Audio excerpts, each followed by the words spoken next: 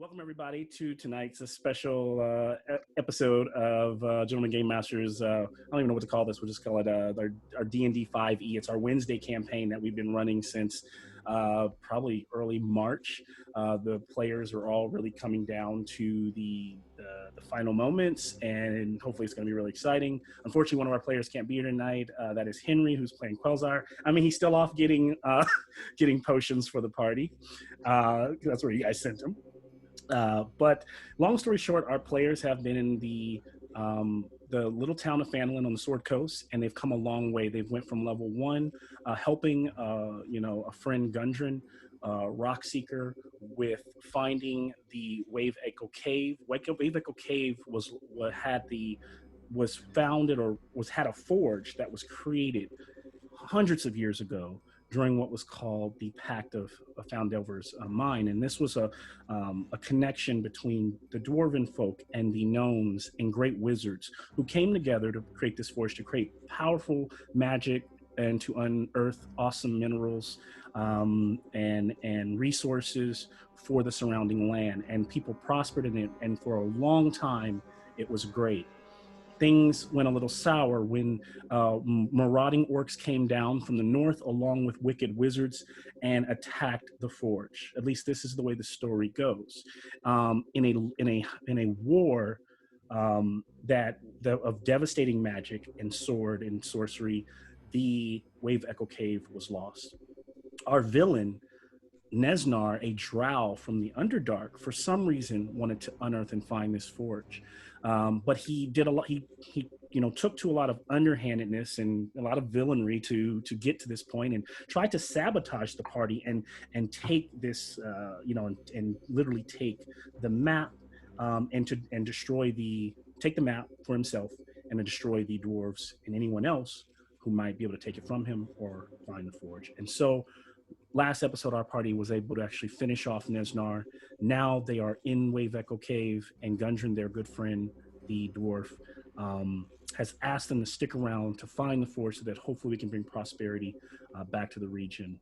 And so that is where we left off. Where we really left off is they walked into a final room. This room looks like this whole area of the cavern has been devastated by magical warfare. From all intents and purposes, the workshop here and the way everything looks appears to be what could be the forge. A stone pedestal and arcane carvings all around it begin to glow, and a brazier lights with a blue glowing flame. And if you have your on gallery mode and you see that little green imagery there on the tabletop, that is the creature that emerges, maybe about the size of a large basketball, almost a little bit larger than that, with 4 tentacled eyes and a large eye in the middle, almost cat-like in blue, looking around. Its tongue slithers out of its mouth, and then burbling voice in their mind goes, "Hello, are you the enemy?" And so that is where we ended. So I'll just have everybody go around and share who you're playing tonight, and we'll jump into it.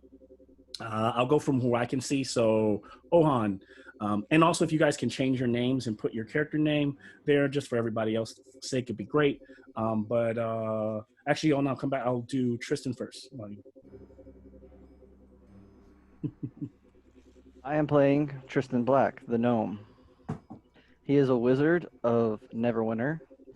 He got wind that a dwarf was seeking a legendary location that was lost to the years, and he decided on behalf of the Guild of Neverwinter to go and investigate it himself. Came across these strange and yet very tight-knit group people in a bar, and kind of entwined himself into the group as a liaison, made a deal with Gundren Rockseeker, and hopefully he doesn't die? Hoping, because that's a scary creature. All right. I will now ask Drax to tell us a little bit about himself. Okay, so Drax is a large dragonborn, red dragonborn fighter.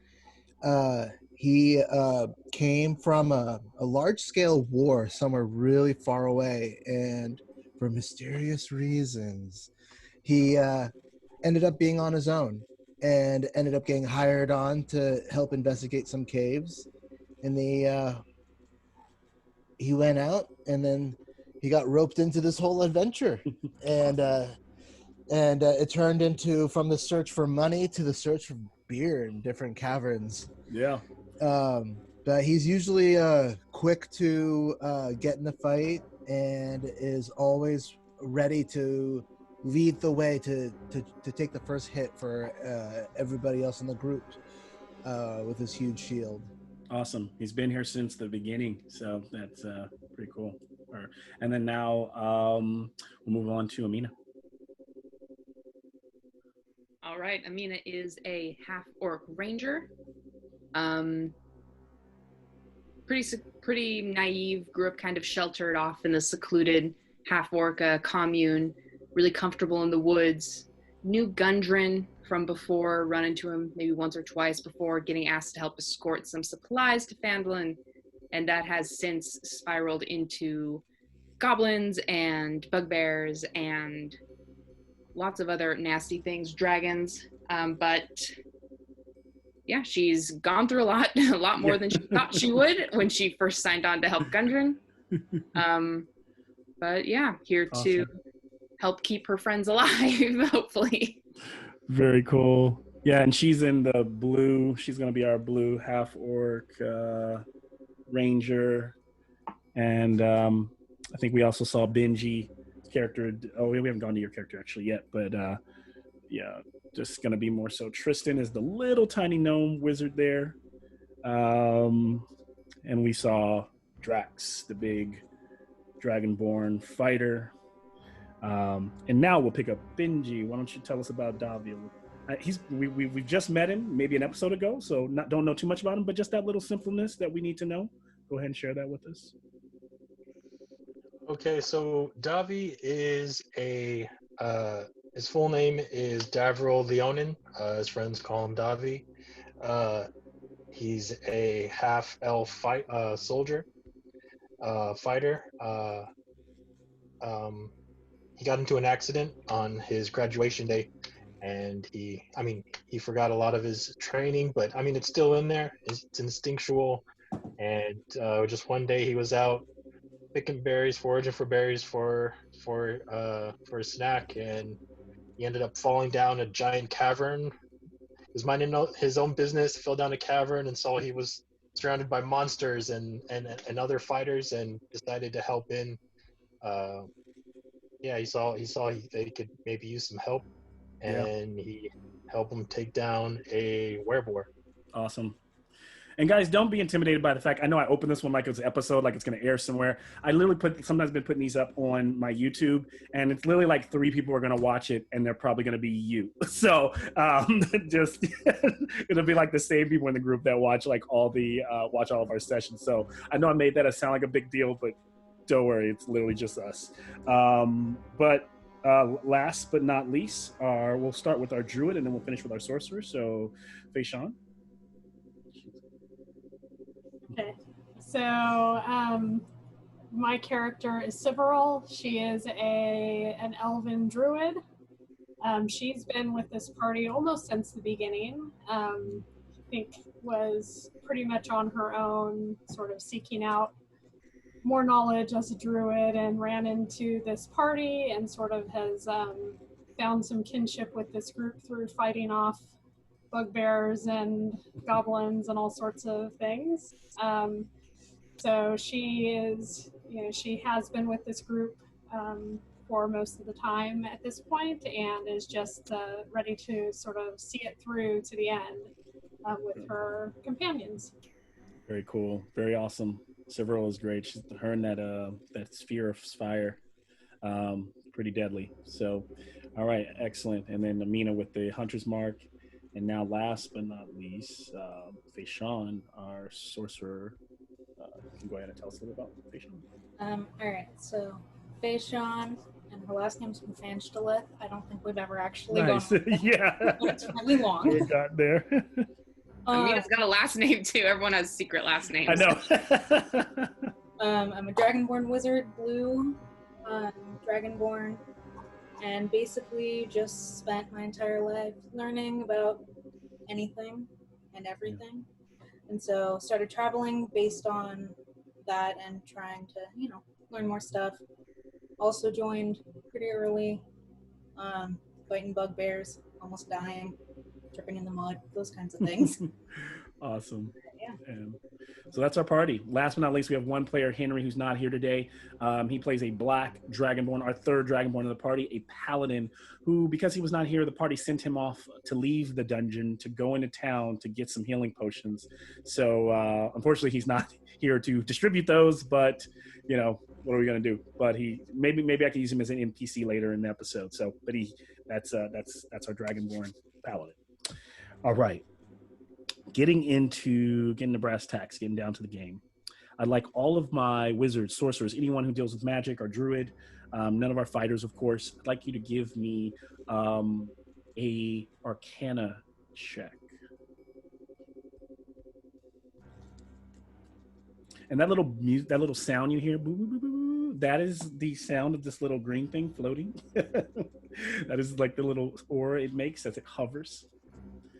22 for Tristan. Nice. I got an 18. All right. Anybody higher than the 22, Fishon? 23.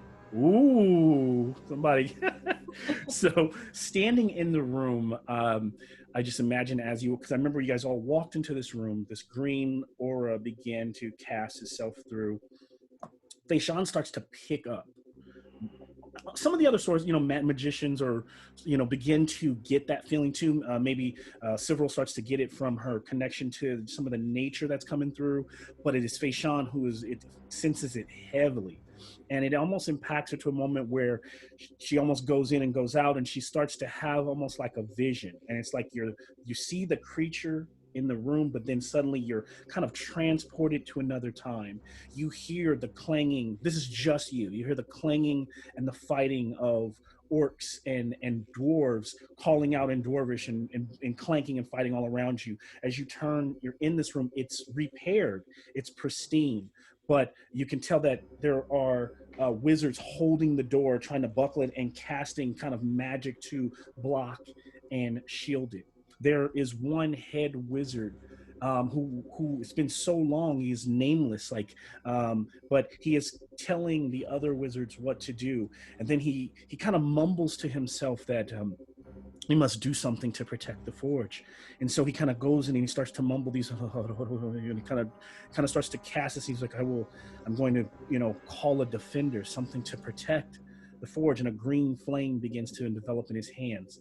And as he does, he sends it out. He opens like a portal around him, and the portal kind of cascades around the back of him, and out this green thing that you just see, this thing he calls it, he says spectator as it comes out, and it flies out, and at that moment the two doors kind of buckle open, and that spectator starts raining down little lasers, firing them into the hallway and tearing orcs asunder, kind of like blowing them up, some of them getting frozen, some of them becoming petrified, and as he's casting these little blasts, the main wizard gets a glimpse of what's out there, and that horde just keeps coming.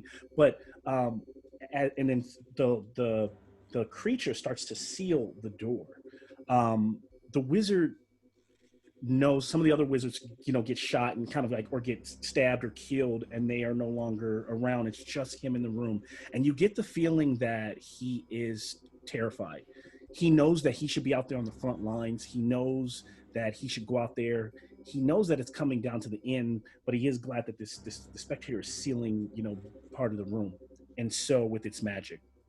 And so he pulls a spell out of his pocket, and you don't quite understand what it is, but he opens that, and you get the feeling that he decides to flee. He decides to run.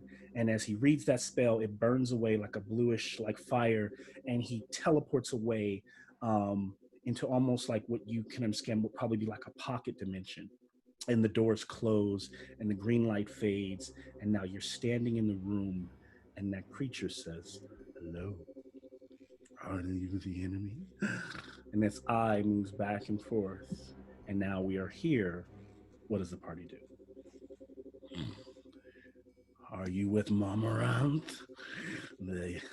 No, we are not with Laurent. The Wraith continues to send zombies here. I won't let them take the forge. Right? No. I'm sorry, did you say Wraith? The Wraith. Are you his minions? Maybe he's stepped his game up from simple zombies. No, we are not. We are part of Gundren Rockseeker's expedition. We're here with the dwarves. The war is still going on outside those doors, isn't it? Well, funny thing is, there are some zombies, but the war is over. No. I mean, would you like to go see? I Doors cannot leave this room. I'm not sure I believe you. This must be a trick. Can all your spellcasters give me a history check? And Amina, can you give me a persuasion or give me a persuasion check? Not her strong suit. I got a 19 on the history. Okay. 25. Oh my gosh. My 19 was pretty good. Big 9. Big 9 on the persuasion. I'm pretty good on your rolly thing here.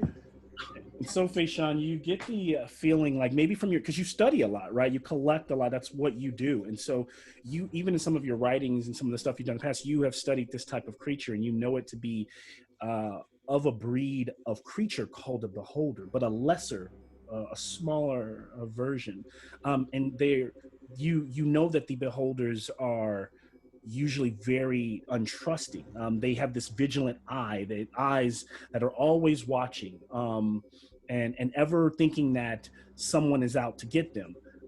They're those eyes almost see through, but this one seems to kind of be losing it. Seems a little nutty, like and you have a feeling that from that plate he summoned out of, that could be that dimension that he has, was summoned from, and probably summoned every time someone, enters this room.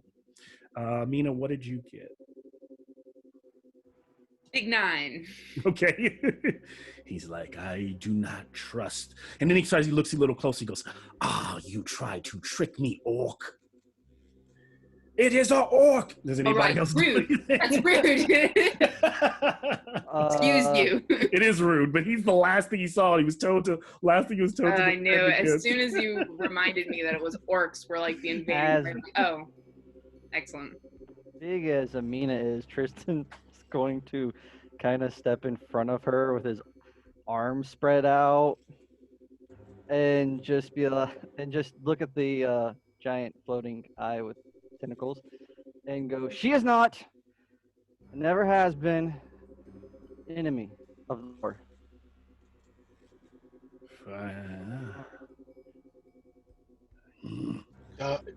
Davi says, me and my companions, we don't mean you any harm. We're exploring the rest of this cave.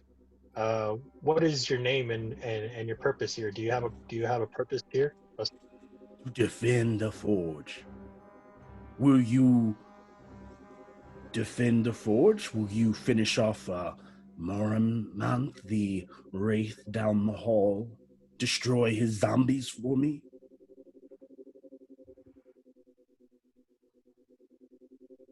What do you think, guys? That Is sounds that why, absolutely doable. is that why you're stuck here? Is because of the wraith? I am stuck here because my master commanded me to protect the forge, and I happily do my duty as long as this war continues. So if we go and we defeat this wraith for you, what does that mean for your future? I never thought about it like that. I don't know. And you get the feeling that he starts his eyes start, because It's almost like Fair. they're used to knowing. I don't know. And he kind of like starts to spin and look around the room. Benji and Drax, can you give me perception checks? I don't know. I really don't know. Oh my god. Okay. Perception checks. I got 19. Nice. And so you notice. Oh no, I didn't pull it up. You notice.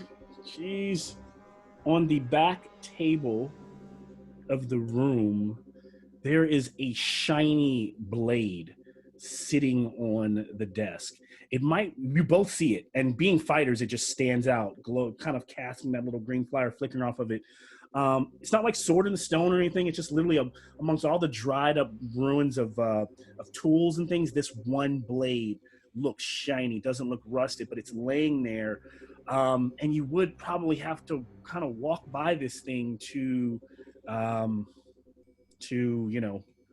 get it. But I don't know if that's something you guys want to do. But what do you guys think about as you see that? I was thinking. Oh, go ahead. I turned to Drex, and I don't know. I offer rock paper scissors to Drex to who goes to pick it up. I throw up my hands. I'm like, whoa.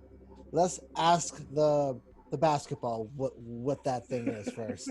So not only that, but do you also see so as your eye scans Drax, you then pick up on something right across from it, and on the other side of the room, right behind this green figure, there is a breastplate, a shiny breastplate made of golden, with a golden dragon motif designed into it. And it looks like it'd be a perfect fit for Drax's chest. So yes, you see a sword and a breastplate. And so now, sorry, I didn't go back to what you guys were saying. Oh yeah, it's like I don't feel like this thing looking at me weird. So let's ask him. Hey, Bally thing, this armor and the sword. What is these things to you? They are great weapons, forged in the fire here in the Forge of Wave Echo Cave. Only great heroes should wield them. You're in luck. I am here. May I use the breastplate? And you go and grab it? I kind of want to see how he behaves. So as you pick it up, it like glows. It kind of like shines a little bit in the light. And this moment. And his eye kind of grows big. And he goes, you are not a zombie. And as you pick it up, you realize, Drax, that it is a +1 breastplate. And created for a human hero. So yeah, so then it your armor class is 19 right now? What is it at? I haven't looked at it since I upgraded my guy. So yeah, I think you got your shield. So you got armor class is still 18. Still 18. So now your armor class is 19 if you were to put this on, if you start strapping that thing on. And so he's a little stunned. He stops talking as he goes, "Oh, you must be heroes here of the Forge then. Who of you will take the sword?" I'll take it. So, or does anybody else want it? I mean, I'm willing to. I mean, I have 2 swords, so whoever needs the sword the most, should have it, I think.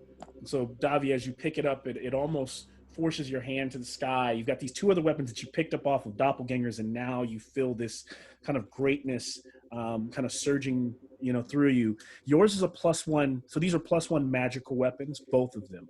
And the creature, he goes, that is the sword of the cleric of Lathander, god of the dawn.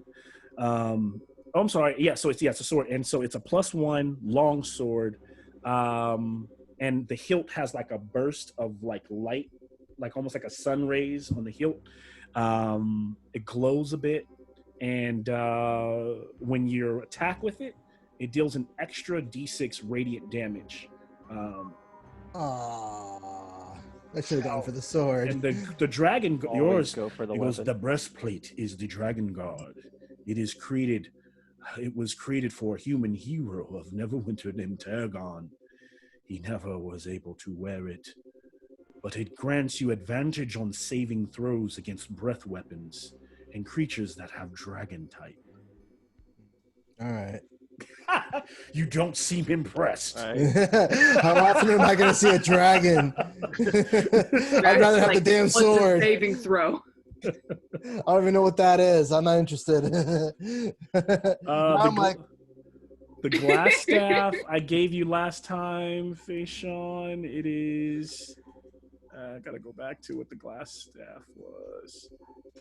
I don't trust that Malcolm is just giving us these toys before we go and do something.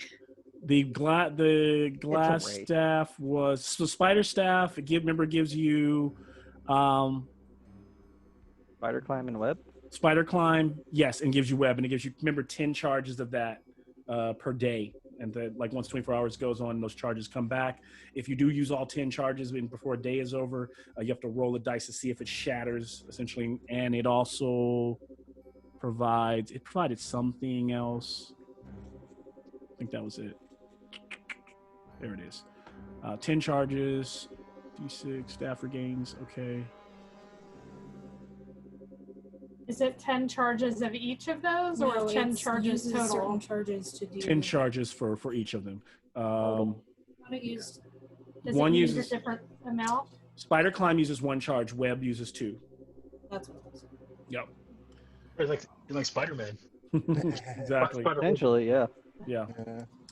uh, And he goes, well, wow. Well then, he goes, but I still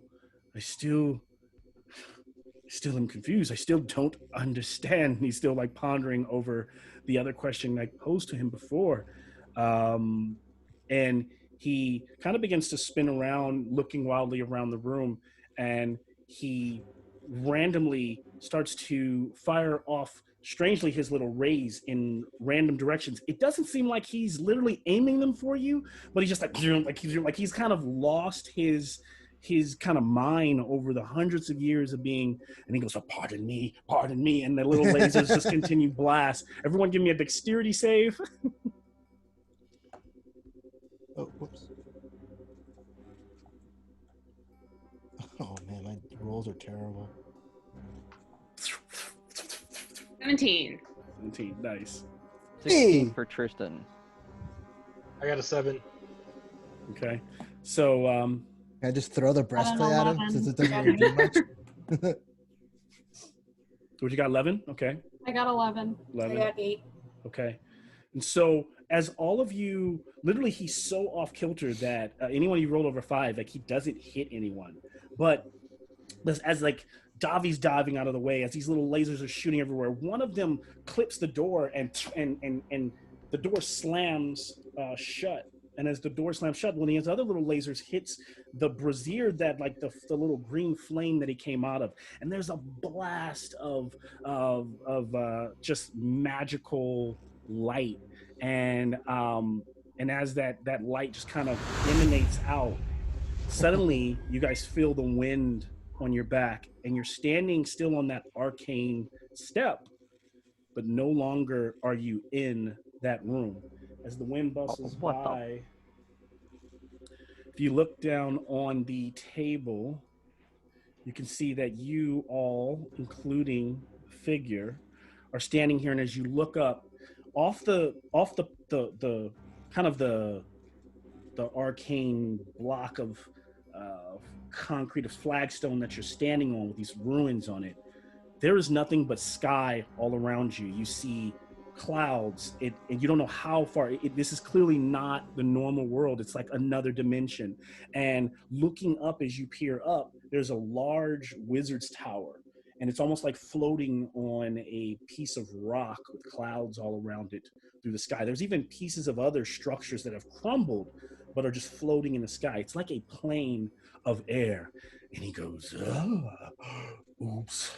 And as this happens, there is another voice, a larger voice, similar to the one that is right in front of you, and suddenly you hear a sound. And it's a large blast of blue light slams into this little guy right here, the one that you're, and he disintegrates into dust. He just blows away. And as you look up the side of this tower, give me 1 second as I reveal the rest of the location. I don't know whether to run or stand still. Oh, run where? I don't think running is good. Yeah. Standing still might be worse. I was about to ask basketball if you wanted to come with us too. I should have done it sooner. Yeah, you could finally see sunshine, the light of day. I know, I was gonna suggest, come with us to the surface. Yeah, that's what I was looking at. Yeah, come be our new pet. We already lost Buffy. Tristan's gonna look towards Drax and go, Sir Drax, I think that piece of armor you might want to put on. Why? It doesn't do anything. It may prevent that. It's a +1 and it says, yeah, the saving. Drax, please, Drax, put it on. You happy? Yes. And as you hear this voice, as I close out my screen, you see this bluish giant, a creature much larger than the beholder that was before you. And it looks around and it goes, "Oh, honey, someone let the insects in again." Huh? Yes, I'll swat them. And then kind of the eyes all around the stalks of this, this thing begin to glow. So you see it's right up there. It's floating around the top. You guys are all down here. Now, Fayshawn, this makes a lot of sense to you as you realize this must have been the pocket dimension that wizard fled to. This is that wizard's tower somewhere high in the sky. You guys can pin whichever, if you ever want to pin so you can see closely what's where things are at. And there is the sky around the upper area above you is swirling green, almost like a portal in the sky way up that leads to somewhere else. Roll initiative. I wanna. Oh, come on. Okay, awesome. That's useless for me. Going last. Someone's got to have the dice curse. It's just someone, because I got a 19, so it's not me. I gotta find my dice, damn it, because I was rolling good with those. But this digital dice is killing me. Oh, I was doing good with the digital dice the other day. I'm ordering. I got 16. Like how right as I was getting around the idea, like, maybe we don't have to fight this beholder. Well, not only do we have to fight a beholder, but it's bigger. Amina, what'd you get? First one. 19. All right, Tristan. Dirty 20. Nice. Not really for a wizard. Fayshawn. I got an 8. Oh wow. Hey, that's twice as much as me. Zero. So 4. 4. 4. Drax. I got a dirty 2. Dirty 20? Dirty 2. All right.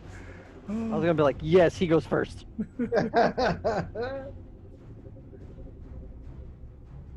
Oh, hold on. I didn't. I'm gonna have to ask those one more time. My bad. I think I know some. So I think Amina was 16? 19. 19. Then Tristan was 20. Yes, And sir. then Sean was 8. I'll turn the music down. I know it's a little loud right now. Several? 4. 4. And then Drax was 2. 30. And then Fives are death. Davi, what'd you get? 16. 15? Nice. 16. Oh, 16. Okay, don't want to shortchange anybody. All righty. Okay, so Tristan Black will be kicking off the I don't round. want to. What am I gonna do to this thing? Blast it. So now, this is not this. This This will not count as your action, but give me a perception check, Tristan. Okay, let me look at my perception real quick. Not bad. Another dirty 20, 16 plus 4. Nice. And so staring up at this tower, you get the feeling that that whatever the sky twirling above is to some way your way out. Looking around you, like these aren't, like for example, right now the blue parts of the board, that's sky. So you step off that, you die. The only thing so you've got the pathway that leads up. You can, I know you got spider climb. I know you can. I mean, and that doesn't mean. I mean, there are some floating rocks around. So if you fail, you might be able to grab onto something. I would, if you fail, you'd probably do like some kind of save for that. But you do realize that yes, you're thinking about like, do I fight this thing? Do we go inside of the structure itself? Do we stay out here and try to find another way out? Do we run? I don't know, but that's something about that portal in the sky could be a way out. Tristan hasn't quite figured it out, but it could be a way out. Okay. Ooh. I don't want to use anything super right now. So Tristan's going to run.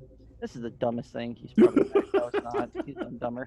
I love run towards the house. This is gonna be dumb. And then just do something. Just let's see what the Addams family house looks like inside. So 25, 30. So are you doing a full dash? This is 30 right here. If you can see that way, like you're. If right I there look up, am I blocked at all by the house, or does he just like see me clear as day? He can't see you. He can see you. He can like look down. They're extremely perceptive to these creatures. But yeah, he can see you right now. Okay. And is there a door in front of me, or is there a pathway? There's a pathway up, and then there's a door right here, and there's like a broken bridge on this side here. So yeah. Okay. Doesn't help my situation out. We're gonna run to I'm just gonna stay at the square that I was originally at. I'm just gonna use my full movement. I won't dash at all. And I don't know. I'm gonna hold a firebolt. So you're gonna do a reaction firebolt? Okay. Nothing escapes my lair. If he does anything, the trigger is if he does anything towards the group. Mm-hmm. If lasers come out of his damn eyes. Well, that's gonna happen. Yeah, I just don't know when. Okay. Up there. They go far. I can reach him easily. I have a way, but I don't want oh man, I don't want to be the slime ball. So is that that's your move? He does anything? Yep, movement, and I'm just holding my action. Okay. So immediately the creature watches you running up the stairs and reacts with a random laser. So it fires the first one, which will be. Looks like I got a 1. Shit. So give me a wisdom saving throw,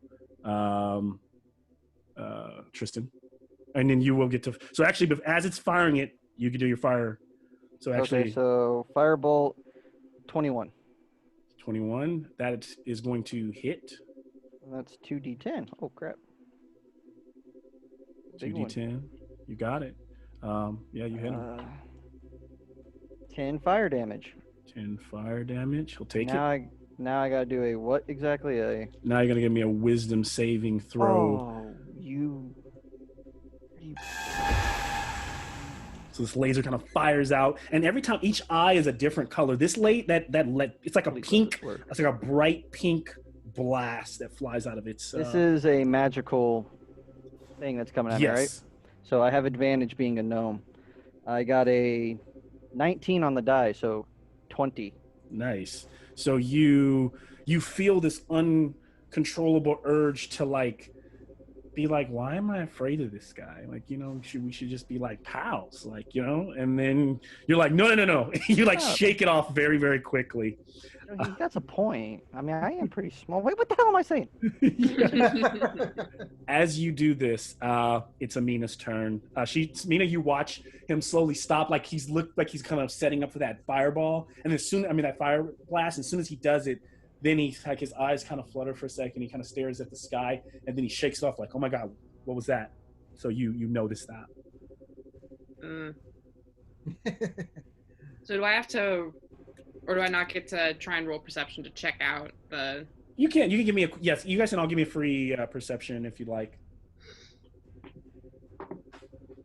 Oh, don't know what that's gonna do for me. So I rolled a natural 20, so that gives me a 26.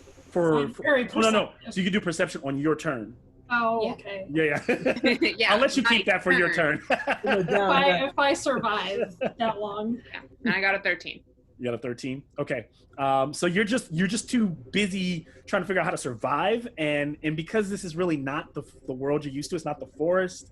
I don't think you're really observing anything other than, yep, we're on a giant floating tower, and why, I don't know. But you still have your full turn. All right. Well, first things first. Bonus action, Hunter's Mark. I knew that was coming. Wait a minute. Since when are you doing that? Yes, Hunter's Mark. Oh, there you go. As always. Now, how far away is it? She asked, wanting to use her longbow. Yes. So he's about. That's about. So this 12 inches is about 60 feet. So about almost 70 feet. Okay. You got more than that. Yeah. You could hit him. The question was whether I could use a longbow or not, but I can. Oh yeah. You can. About it. You can. I can use my longbow? You can. Aha! The longbow's better. Yeah, get that longbow. All right. Grabbing the longbow, I am going to take a shot at him. Aim for his eye. Aim for that big eye. Oh, 25. That hits. And did that that firebolt knock some damage off him? Yes, it did. So that means I get my Colossus Slayer. That was 9 points of damage. 9 points of what kind of damage? Piercing. Okay, so as he it hits one of the eyes, silly insects, and then one of the other eyes just kind of looks immediately down towards you, Amina, and just fires off a shot. And they each make like radically weird laser-like noises. Like this creature, I gotta understand, other than like Fei Shan, who's done some studying, if you guys don't know what this thing is otherworldly. It is completely alien to what you guys know, and so that blast will. I need a.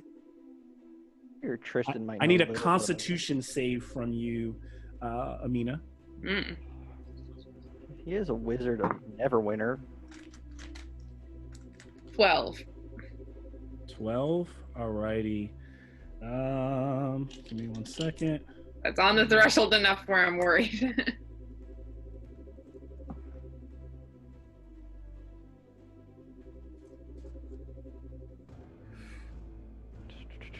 30 damage. As you so as the blast. I'm sorry, is that a 3-0? A 3-0. As Amina is blasted by this thing, kind of lifted up, she finds herself taking just it's like she stuck her finger into a socket of just dark necrotic energy, and just all that just rolls through her body in one jolt. Is she alive still? She is still alive. Okay, but she Must looks move faster. bad. Like she's like, and you see that when everyone looks around and everyone sees Amina. And Mina, did you want to move anywhere before you'd have done that shot, or you just stayed where you're at? Like, I feel like because the house you said wouldn't give any like cover being close to the door at all, right? If From you're where inside she- it, but yeah, I mean, Yeah, yeah, it so wouldn't if there's necessarily. no cover, I think she'd stick with the Maybe group. here, yeah, but he's just above you, so I don't see much. Yeah, so she Yeah. sticks where she's at. Okay, and what was I gonna say next? Okay, so Mina, you've taken that blast. If I die, you guys have to promise to take care of Snatchel. He's Who? dead. Snatchel. I'm sorry. All I heard was food. So as you see, this That's not a good dinner. one shot almost brought Amina to her knees. Davi, it is your turn. Run away, run away, run away. Yeah, to the house. Yeah. Can I? Is it possible for me to pick up another player and like take them, take them over? Because I feel like, I feel like it would save them time or save them. Who would you be picking up? steps. I kind of want to pick up Amina since she's injured. But I also kind of want to pick up the next player. That way, it saves them that space, and they can probably go into the house.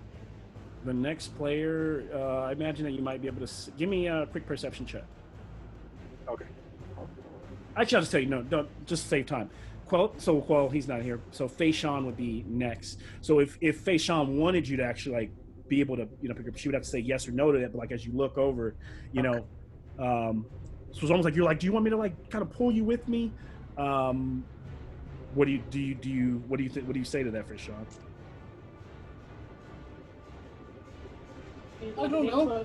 If you're up for it, then yeah, I'll let him try it. I just don't want him to move Sure. it if you don't want your miniature move. That's all. That's all. Oh yeah, of course.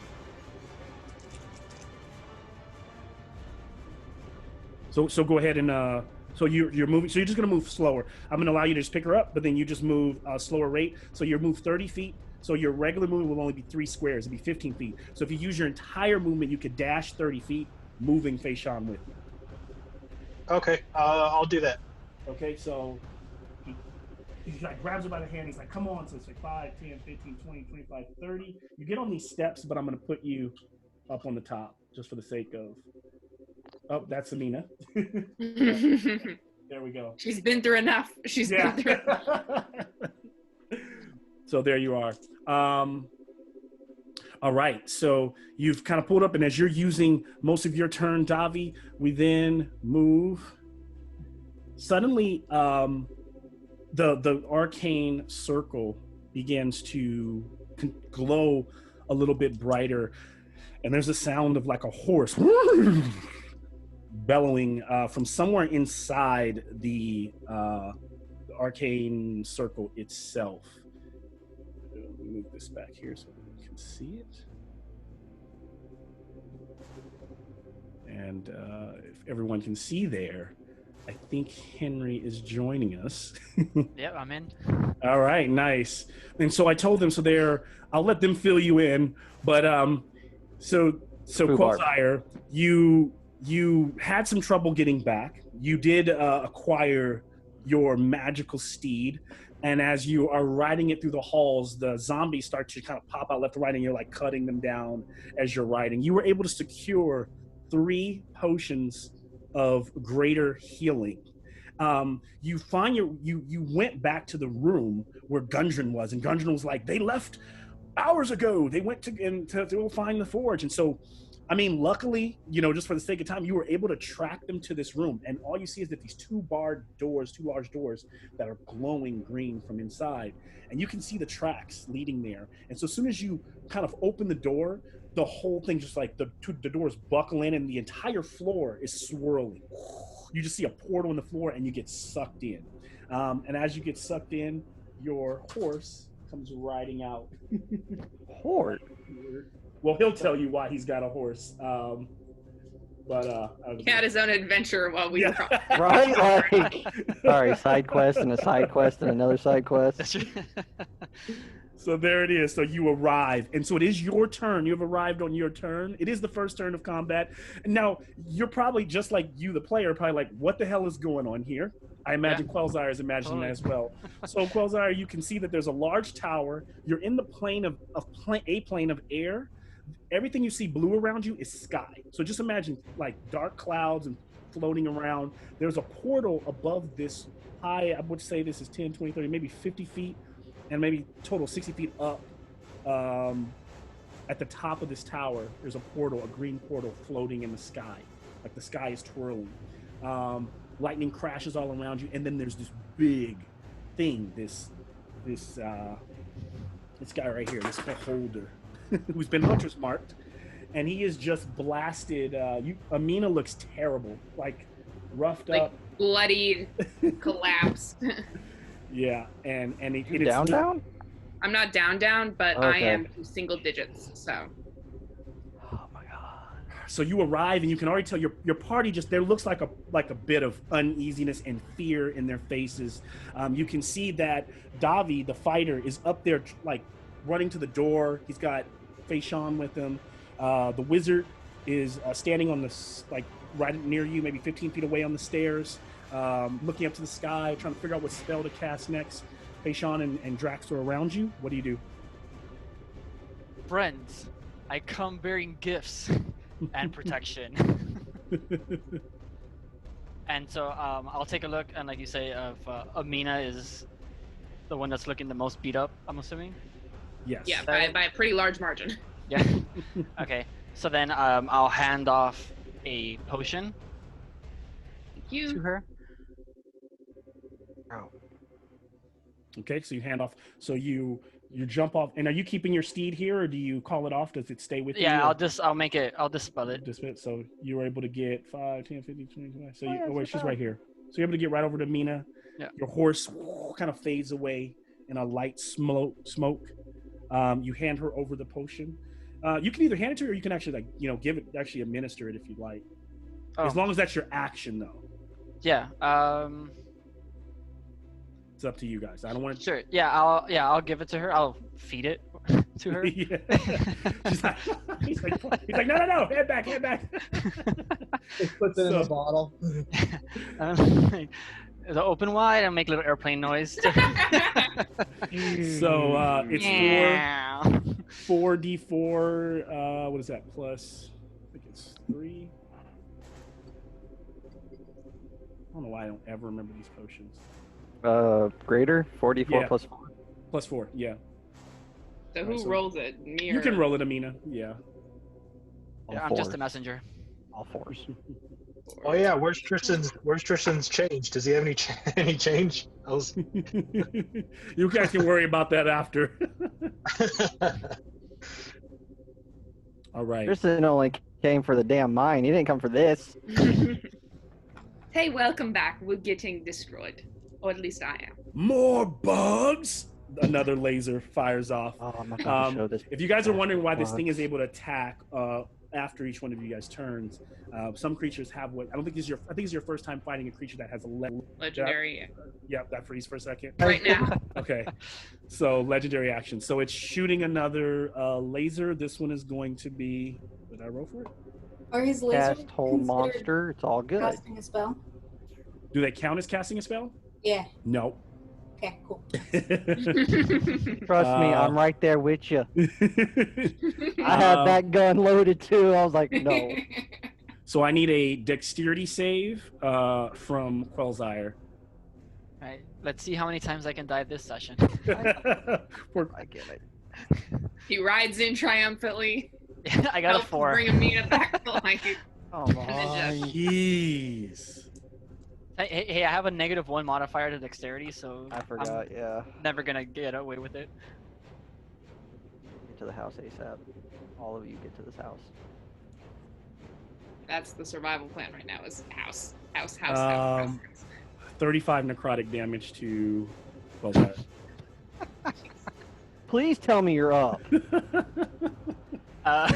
You're completely. You have all of your life. You're a right now. pally, my man. You got this. Yeah, I know, but that's the problem with going with like a wizard's generic rolls. So I'm almost dead. Sweet. Just drink one of those things you brought in. You're good. Yeah. Go back. Get out. And so, as that thing blasts, it is now. Mina went. Faishan's turn. All right. So Start doing since some we're damage. dying, I'm gonna use my fireball, and I'm gonna shoot him. So this is a fireball spell. Yes, it is. All right. Kristen approves. Dexterity save, right, for me. Which I don't imagine they don't have really good on that. Thank goodness. Yep. 7, so he will take the full. We'll take the full brunt of your. Look at all those dice. Help I me know, out. it's Oh, I got too many amazing. ones. 6, 7, 8, 9, 10, 11, 12, 13, 14, 15, 16, 17. So you're doing you're able to cast this huge fireball envelops the entire platform at the top of the tower. As it plumes out, go ahead and give me the damage. So 25. He'll take it. All right. I am so Fire damage. stupid. Yeah. 25.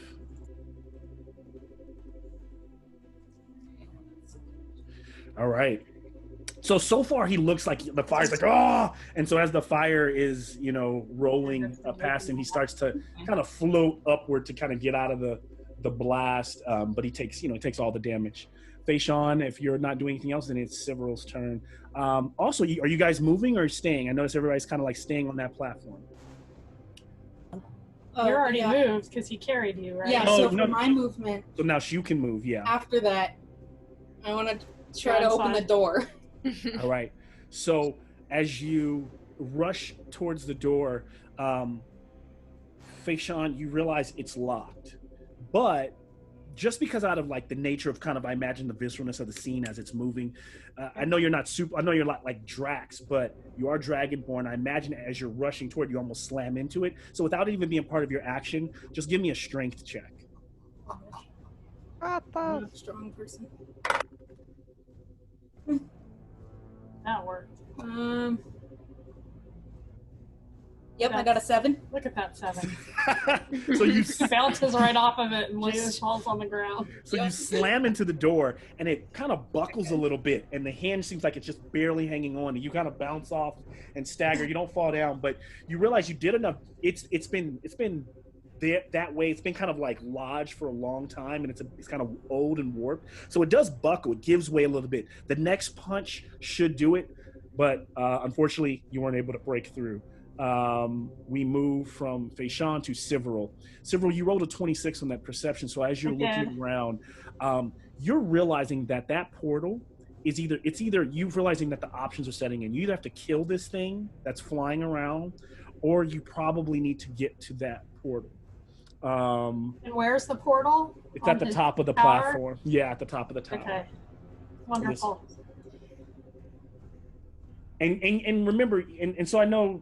So and based on what Faishan is doing, this should let you guys also know there is an interior, and the interior. I'm just adding this to Faishan's check. Could be more. Could keep you more protected than just standing outside getting lasered to death. Yeah. Okay, so the first thing I'm going to do for a bonus action is to cast it's not even cast. I'm going to use my spirit totem. Okay. And I'm going to basically have it appear on the platform right outside the door, because that's within 60 feet, right? Yeah, all of this, so this is pretty much, so 12, so I think 24 inches is 120, so 12 feet is about 60. So yeah, that's like 60 feet, so you got plenty of. So I'm going to have it appear there. Like right here? In front of Davi and them? Okay. And so what is it? It's a spirit totem? The bear. It's going to look like a bear. Okay. So you just see this bear sort of materialize. And until I can get a bear, I'll put this as a marker. It's a bear. It's a bear. I'm sure you have a bear, right? I do, but I gotta find him. I gotta pull him out. So what's going to happen is all of our people that are within that radius there are going to get a temporary 10 hit points. Okay. And with what's the radius? 30-foot radius. Okay, nice. I mean, that's everybody up on the platform. That's Tristan's including in that. Yeah. And then What does Tristan you'll do? also gain advantage on strength checks or strength saving throws while you're in that area as well. I don't really need it right here, right now. Sorry. So that's just a 7. bonus action, so he's going to just hang out there. Okay. Temp HP. And are you going to do anything? Are you going to move, Sivaril? What can I move and cast? Yes, you can. Okay. You know, yeah, that's not a problem. So I'm going to move up toward the platform as well. So I know this is really like where you're at, but I'm just gonna put you on the platform with our little. With our little guy. Yeah. he can make space. And so as you're like running up the stairs from the blast constantly raining down around you, parts of the rock are breaking away from the staircase and just falling down to oblivion to nowhere below you. So then I am going to cast Call Lightning above him. Okay, so you did. So was your first one It wasn't a spell. Just a druid ability. Okay. Nice. Very nice. And then Call Lightning is so basically you're going to get a giant storm cloud appear above him. His eye goes. He looks up. And then he's going to get zapped, and he needs to make a dexterity saving throw. Nat 20, but he still takes half, I'm sure. Nat 20, really? Come on. I wish I could show. A 3d10. So let's see. 1, 2. No, I don't get to roll. However, yeah, I never fake a nat 20. It was a. Okay, so he takes. That's an 8. Let's try and get a 10. It's all good. It's all good. No, that was I rolled the No, wrong that's a die. That's a see, you're giving me the Here you wrong go. ones too. That big gallon Ziploc of dice that you guys have. Is this a 1 or a 4? That's a 4. Okay. You all will die just like the wizard did. So that would have been Entering my 15 domain. points. So it's going to be, I guess, 8 points of lightning damage. 8 points. All right, he takes Yeah, it. So he look. It's like, and it's almost. I mean, I attribute it to the fact that the beholder is so aware of everything. There's eye stalks he gets everywhere, one more looking hit. around, and so it sees and it's like nope, and he just kind of sidesteps the blast and gets a little bit of the kinetic energy as it slams it to him.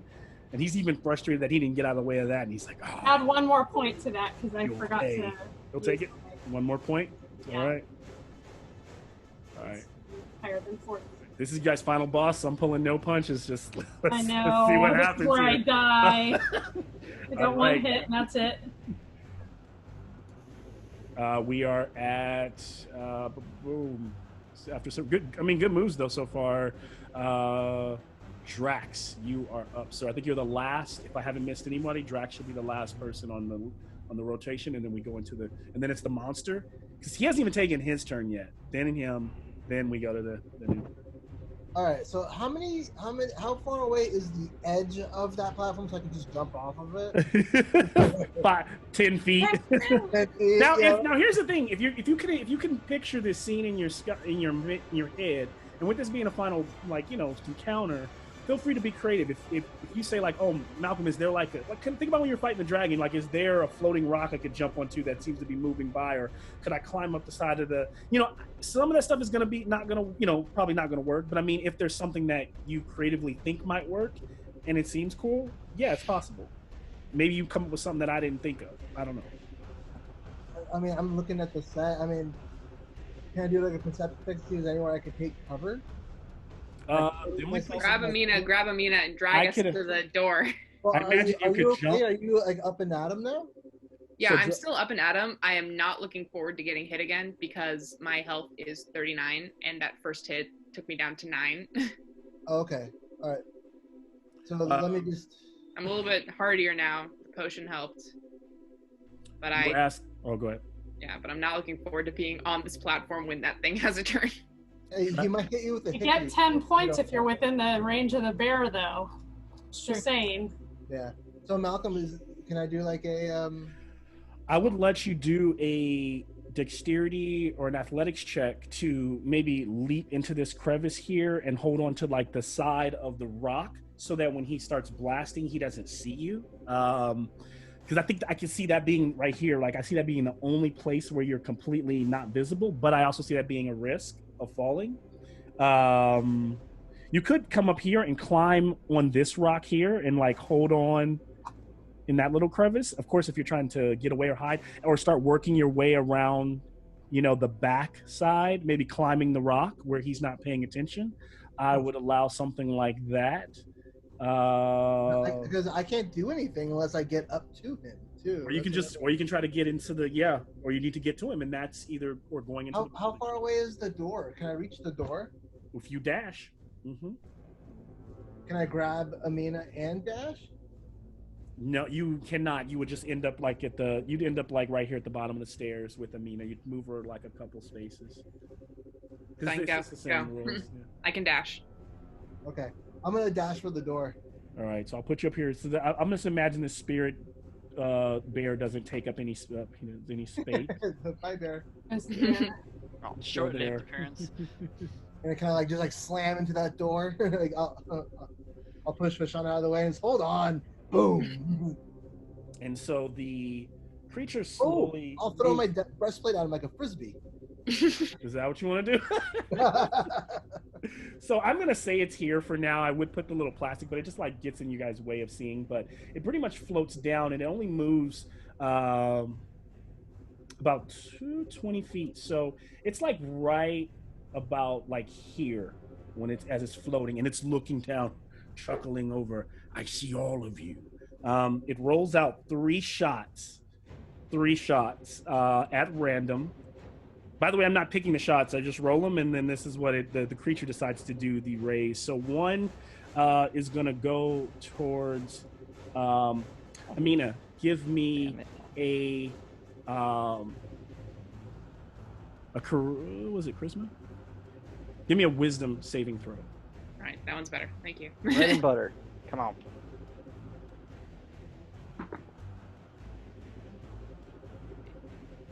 Uh, 18. 18. All right, and so you suddenly start to feel the same feeling that that Tristan was feeling for a moment. Like you see the eye, it almost is beckoning that one eye, like come, and then it's like be my friend, and then you end up shaking it off. I like making friends. He's like, how dare you? And the second blast will go towards this one's for Drax. It is going. You need to give me a advantage saving throw with advantage. He has advantage on breath weapons, right? No, you said saving throws. I said save throwings in terms of fire. Oh, okay. But you know what?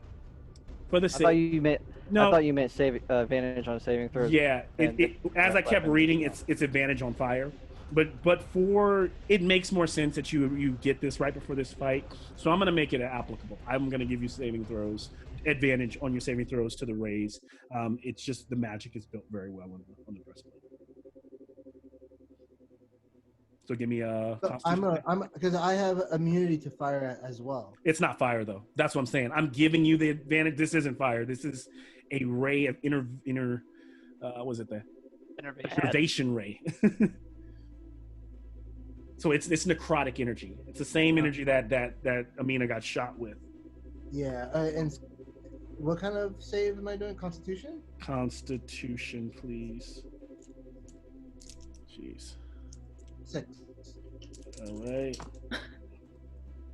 My dice aren't giving me anything.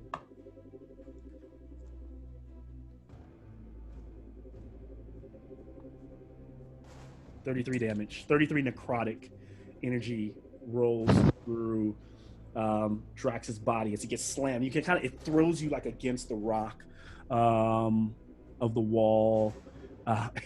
You just hear a chuckle. These insects aren't strong at all. But of course, we are too strong for them. And then the last blast will be, this one is to Siveril. I need you to give me a dexterity saving throw.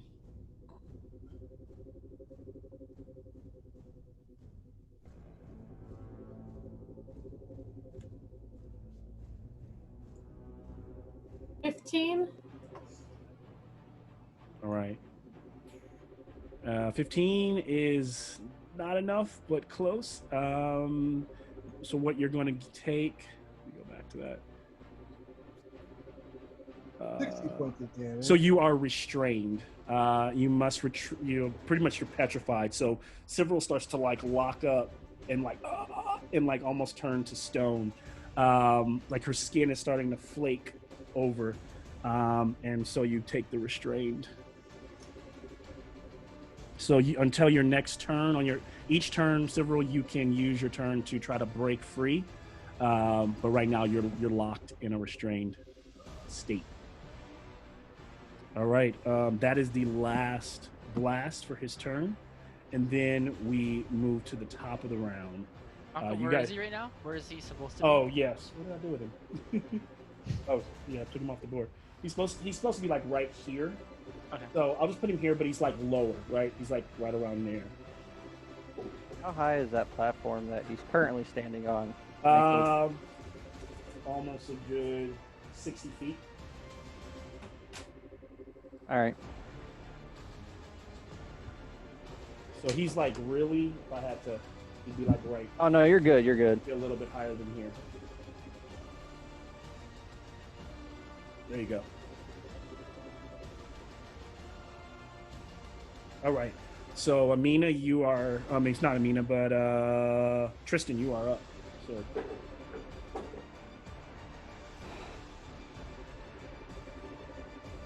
I can't get that door open. There's no way in hell. The door got weaker. Remember. I'm a gnome with little strength, my man. Even with advantage, I'd be like.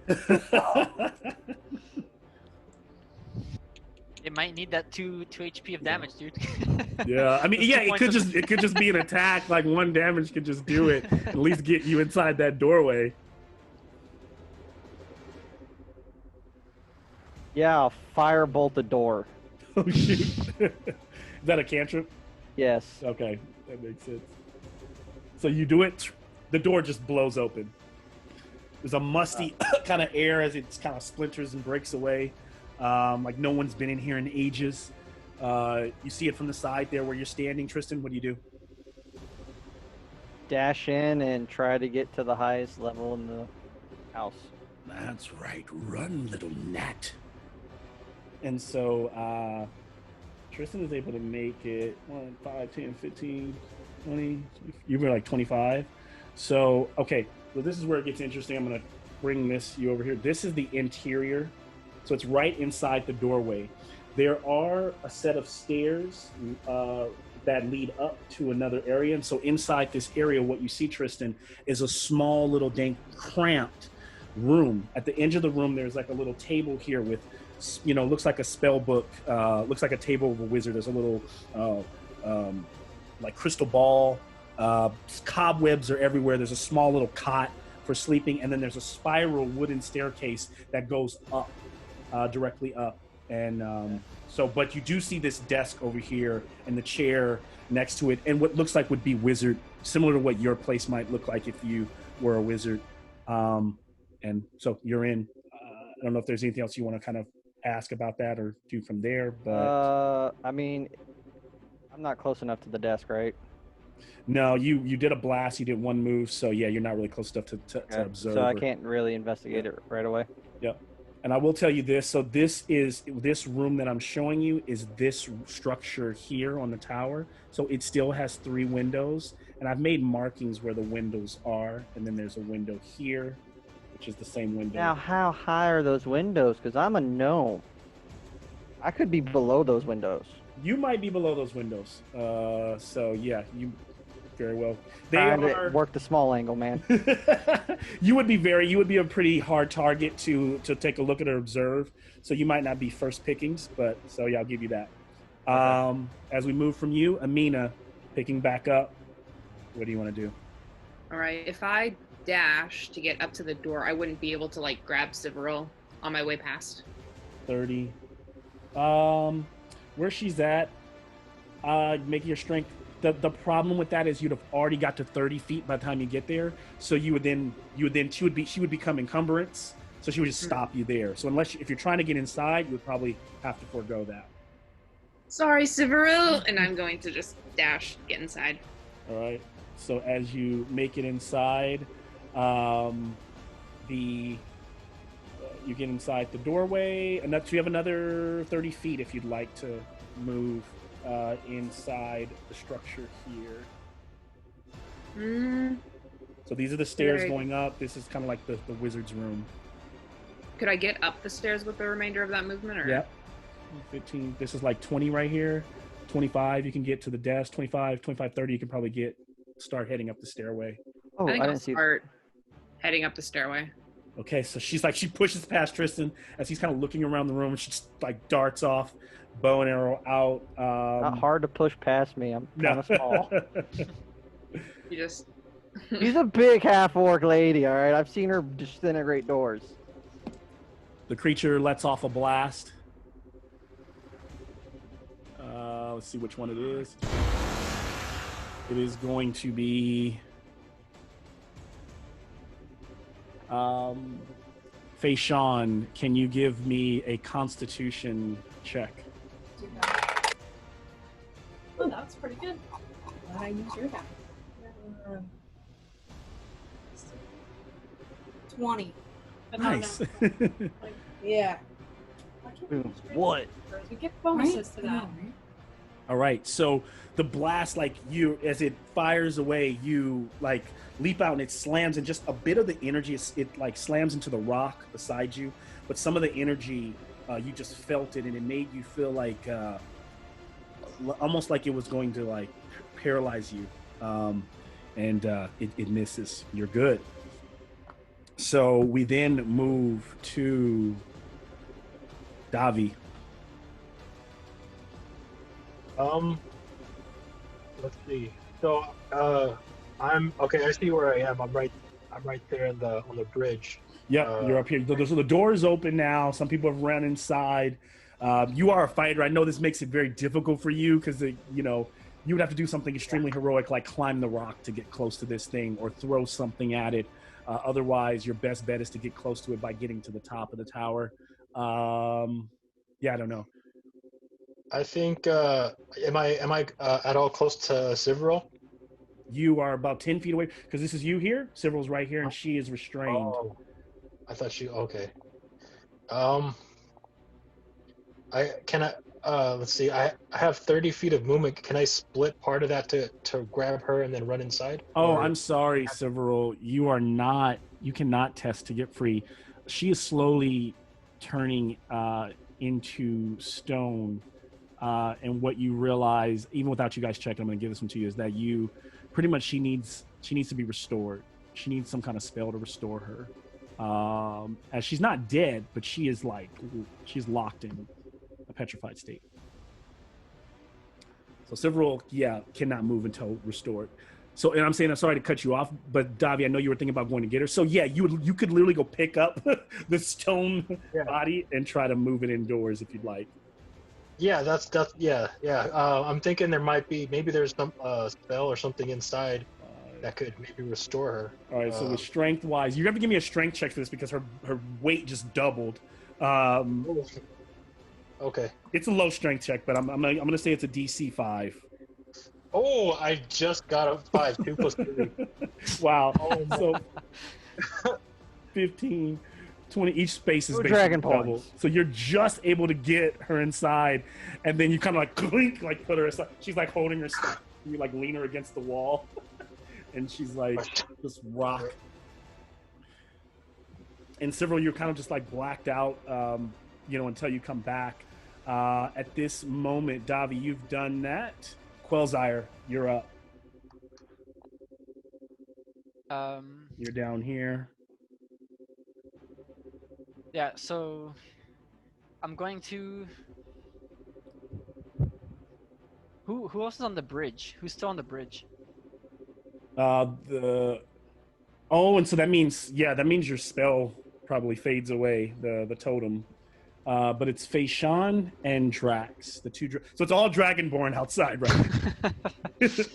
Nice. Scary ones. Look at the colors; they're like candy. Remember that one world we went to?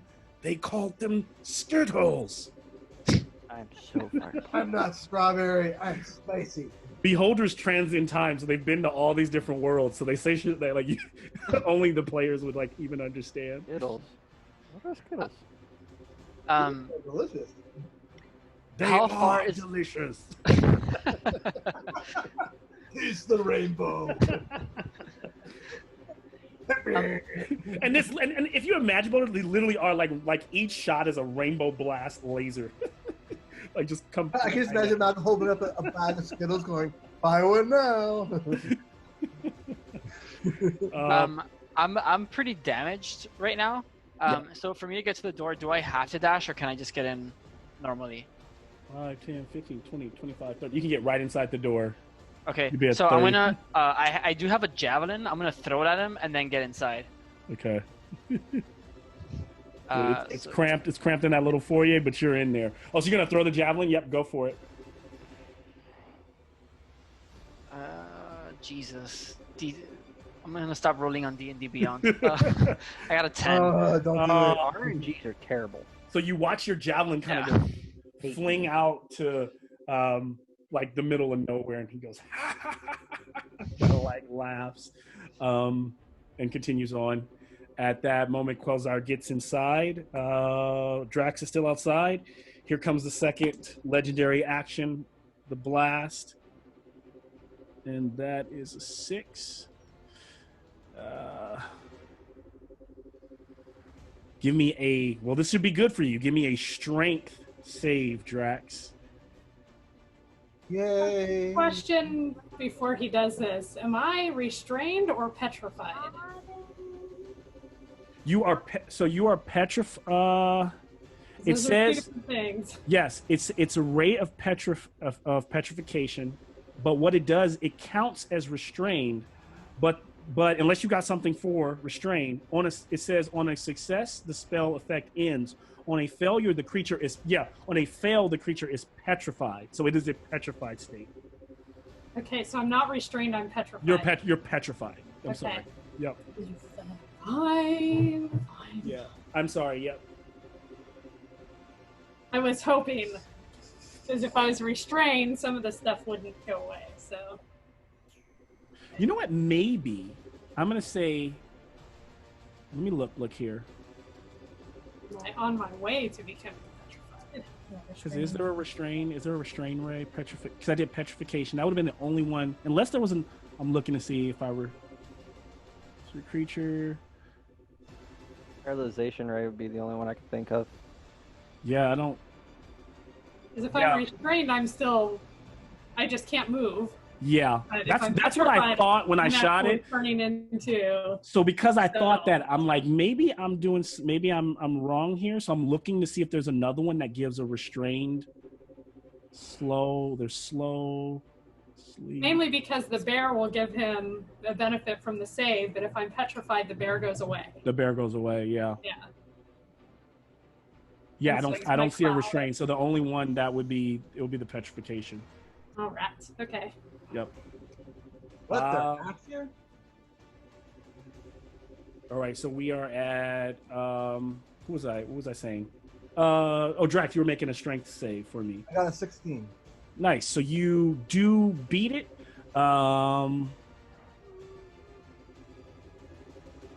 80 points of damage. Okay, you're good. You're able to. So you felt it trying to like lock you up. Deflected my shield. Yeah, you deflected it. Yeah, with your shield. It's just wow, and feel the ray blast against the metal there. We then move from because it was who I just went, because it's not my turn. It's just whoever was. So I think Quelzire. So I just went. Yeah. Hey, Sean, it's your turn. Oh no, Benji just went. Sorry. Benji went. Then Quelzire. Quelzire, have you went? Yeah, I did. Yes. So then it's Okay. Fayshawn. Yep, you're up, Fayshawn. Okay, just real quick. Is that platform up there with the like wooden platform that goes across between the towers? Yes. How far away is that from me? From you here, I'd say Within 60 feet. it's within 60 feet, but it's probably 5, 10, 15, 20, 25, about 30, 35 feet. But remember being, about 30, 35 feet. Right, maybe move a little. That there goes the light. So you probably move a little closer before you No. move there, but that would take. Yeah. And what does it take to use a scroll? You just in action. Okay, cool. Just want to make sure. Mhm. Okay. Like your staff is an action. It would just take your action to use it. Yeah, can I like scooch closer to it so I'm within 30 feet? Yeah, so you're gonna 5, 10, so you'd be standing right where Jackson kind of pushed him out the way, and then you'd be right there when you use it. All right, and I'm gonna use Misty Step, and I'm gonna teleport myself up there. Okay. So she just like goes up like a magician, and then appears on this side up here. As you guys can see, she's really cool. She's there on that platform, that little walkway. That's where Fayshawn is. We're going in the close cam, and then can I like, with the last of my movement, go up the little stairs there? Yep. So I'm not so you have 5, 10, 15. So here's the thing. I'll give you there's 2. So there's a door behind you. So for the sake of, there's a door in front of you. Ooh, I want to test the door in front of me. And then there's the platform that leads up to the top of the structure. I would like to test the door in front of me. So as you walk for the door in front of you, you can see that the old lock on it is hinge is broken away, and the door is like slightly cracked.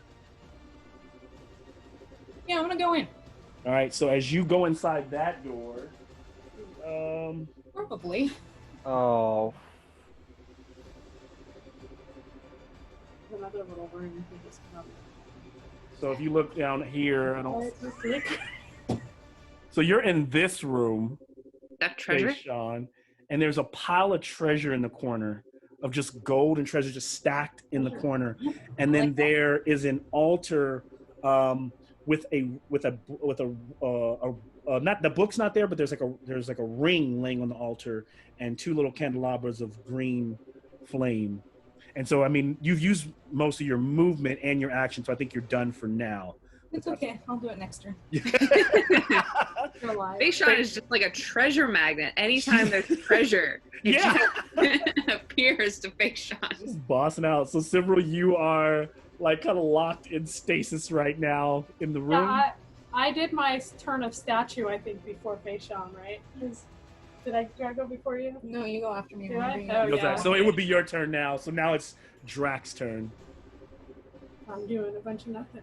Ooh, hanging out. All right. I'm still outside, huh? Cowering under my shield. Come join the party in house. I think I'm going to do it. I mean, can I throw like a rock at him and then go inside? I don't think it would do much. No, actually, I'm gonna. How far away is he again? He's not far away. You had like your jav, like just he's 30, 35 feet. All right. I'm gonna throw a hand axe at him and then run inside. All right, so you gotta get this hand axe is gone. You know you're not getting this thing back. Okay. Oh, I don't care about the hand axe. I got a guy here who has 3 swords on him. I'll just take one of those. All right, go ahead and give me an attack.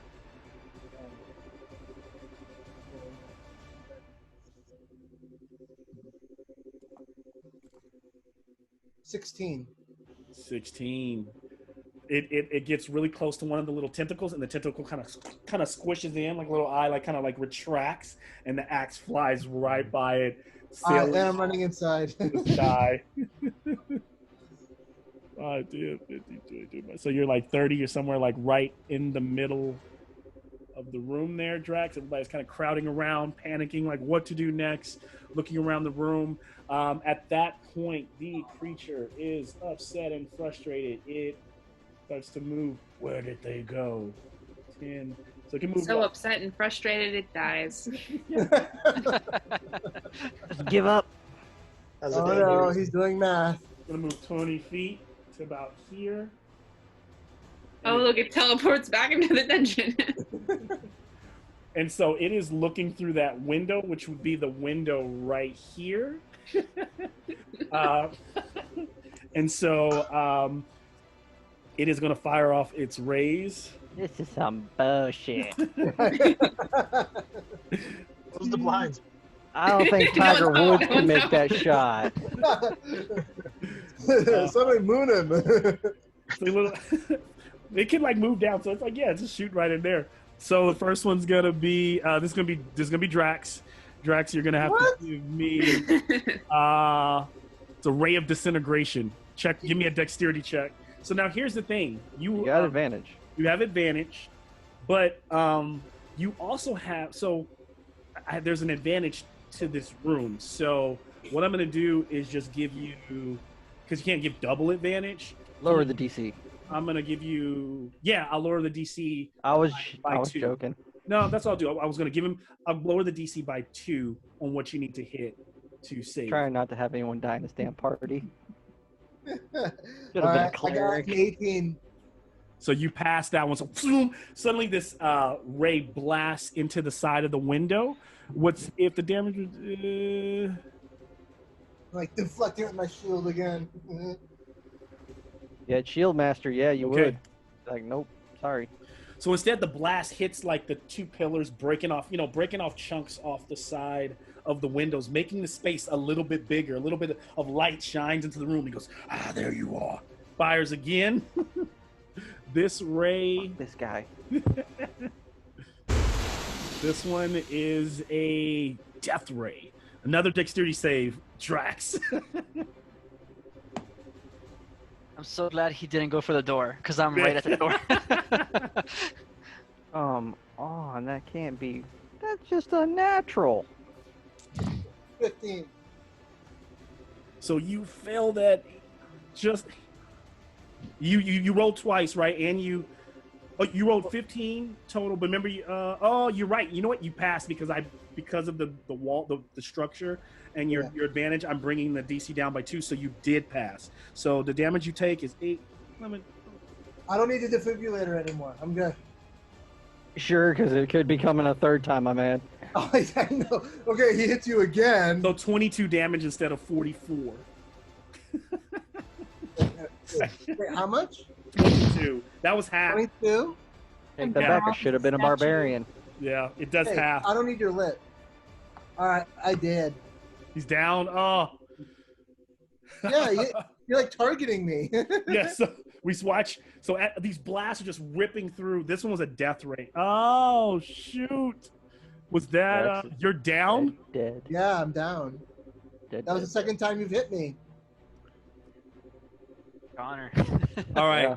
Drax, no. Drax, you're in another dimension, so all right, I got something for that. I'm gonna so right now Drax looks like he hits the ground and the red starts to seep out of his like the color starts to rush out of his face, and it's quicker than anything you've ever seen.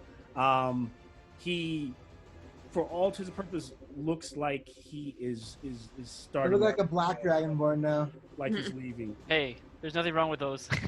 I shoot acid now. So, Several's petrified. Drax is down and not looking like he can make death saves at all here. We then move to top of the round, next round. I'm gonna go take a nap. I'll see you guys later. Tristan, you are up. Awesome. Sweet. Everything that's happening. You cannot escape.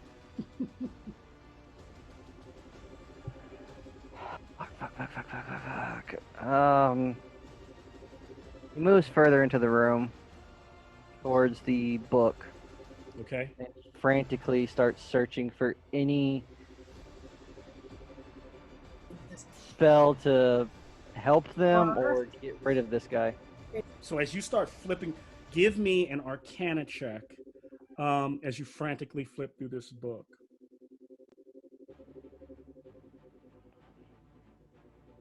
26. Jeez. Almost a natural 20. Almost. Nice. So what you realize, this wizard, as you're looking through this book, he was a master. He was an awesome wizard. Everything is in here. Like you could almost tear out. If you could find it, you could tear out any one page, one spell and use it. The problem is if it's not something at your level, you don't know how to. It would be So like you couldn't cast Wish, right?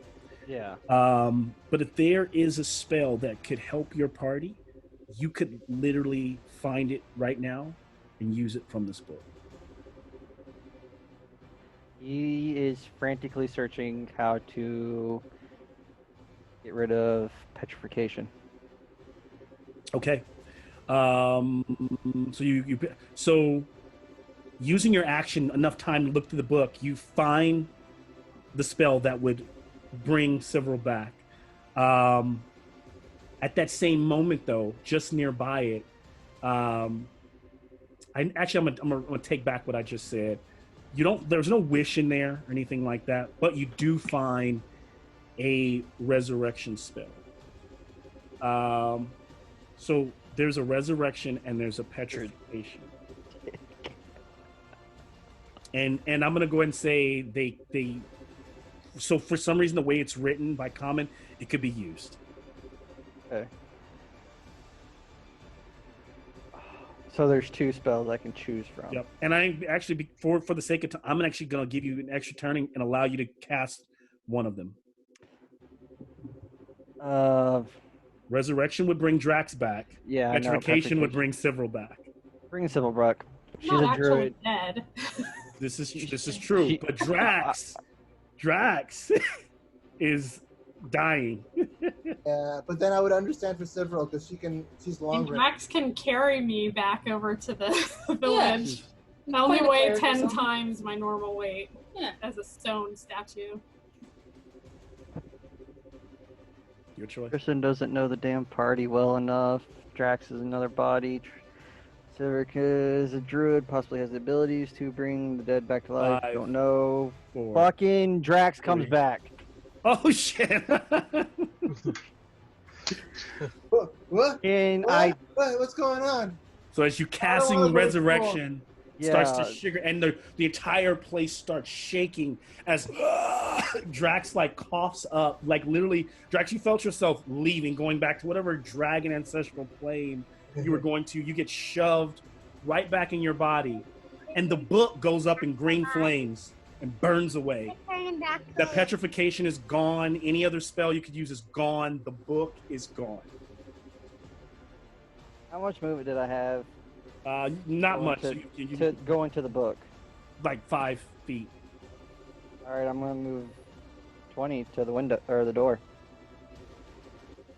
So you're moving like up the stairs? or- I'm moving to the front door. Oh, so you're going downstairs to the front door? Yeah. Okay. All right. Like right in the doorway. Okay, we are moving. Better have a good plan. As you guys Get see the little fuck Tristan outta pushing here. past you, like through running under you guys' legs. Amina, it's your turn. Oof, all right. I'm going to continue going up the stairs. How far Okay. up can I get with my regular movement? The stairs I've made them are 30 feet apiece. So based on where you're at, I'm kind of treat you at the bottom of the stairs. So you would get to. So if you dash, you would get. This is the first block of 30. You would if you moved if you full dash, you'll get to the top. You'll be on the same area, same level that Faishan is on. Okay. Yeah, I'll full dash, Okay. but I don't want to get out onto the bridge. No. yet. You just want to stay inside the level. There is what I think is what you're telling me. Yeah, As and you're then I full- know. Well, now here's one thing. As you're dashing through the hall, like as you're going up those stairs, the middle level, as you get to the middle level, inside the hallway is a treasure chest. Do you keep going? Treasure chest. I'd have to stop. You'd have to stop, or you keep going. Leave it for someone else who's coming up the. All right, this is a magic dude's house. I'm gonna check out his loot. I go for the treasure. So she's stopping on the 2nd level to look at the treasure. Tristan, I hope you're wrong. Who has Silver, by the way? Who is carrying her? I think they Drax left me is the strongest. inside the Yeah, I'll door, get her. right? Yeah, she's just sitting. Yeah, he just put me inside the door, leaned me up against the wall. This is doorstop. Whoever is the strongest in the party, Drax. Tristan tells you Yeah, to I got her. fucking keep dragging her. So are you just opening the So there's chest? one Amina? still alive, right? Yeah, you are. So, I mean, as you open the chest, you touch it, you suddenly, bah, you get blasted back. Ashaka's necrotic energy of the trap that was over it blasts into you. You take 6 necrotic damage, but the chest does fly open. And inside is a giant, it probably could be for 2 people, and it is a potion of superior healing inside of there with some other like knickknacks and other things things that are like you don't have time to look through, but you do see the giant red jug. And you get the feeling that this wizard, when he got to this plane, did not realize this thing was there and spent most of his days trying to survive it. And it probably eventually, who knows where he is right now, but we don't know if he got it, if he got out of this plane. But that's why there's so many potions and stuff just kind of laying around his house. And so you end up snatching that up. Okay. Since I didn't dash, can I action chug half that? Yes, you can. So what's the superior? Superior is going to be. You know it. Before I can get it, Tristan. Or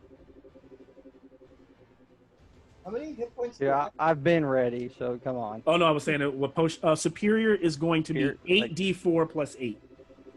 I even have it. So if you go half, then you'd be drinking it like you'd be taking 4d4. Okay, there we go. 4d4. How many hit points do I have, Malcolm? Hit points?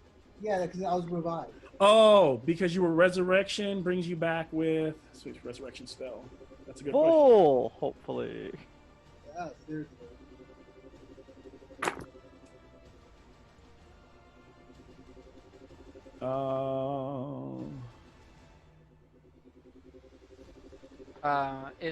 It's full life, but you Full take, life. but you take -4 penalty to all attack rolls, Yep. saving throws, and ability checks. Yep. So you're -4 on all your attack and your saving throws and all that because you just been brought back literally from death.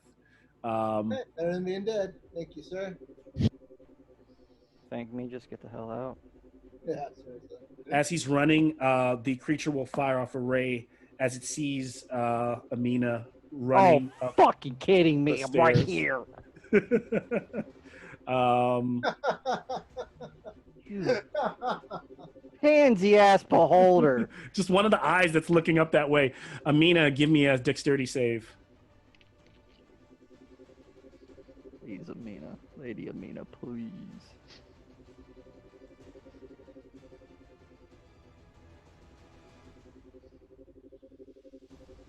$17. Nice. So you the as you move, the ray blasts as you're go off running, it blasts the treasure chest, blowing into pieces. But as they blow into pieces, they go into slow motion, like almost like it slows everything as the ray hits it. So you just missed that slowing ray that shit shot sucks. at you. Now we move to we did who are we at? We did Amina, so it's Davi, and then it's Quelzire, then Fayshawn. So Davi, what are you doing? Let's see. I'm going to try. I want to try to make my way. I want to try to make my way to the platform. Okay, so you're just heading. I mean, yep. Yeah, just heading straight up. So if you dash straight up, because you're so far back, you can make it. Even with dashing, you can make it to the second one. You can make it to the one. You can make it right to the one where Amina is, but not to the top. So you're like in the. Because she's actually because she's in the middle one. So you're heading up the stairs, and then that's pretty much it for you. We then move, just kind of running. That is when the thing looks down and goes, "Little one, are you sacrificing yourself?" No, I'm just giving you a challenge. Ah, how dare you! And it goes to attack. Oh man. Whatever I have to do, I rolled a 19 on my die. Okay, so you will take half of the disintegration ray. Oh, bitch. That hurts. That one hurts. Let me roll these out. Jeez. That one hurts. It's not good. My barbarian felt that one with Renee. Ugh. Doesn't feel good rolling these. Okay. Yes, it does. Don't lie. Feels good rolling a fireball. It feels good rolling disintegration.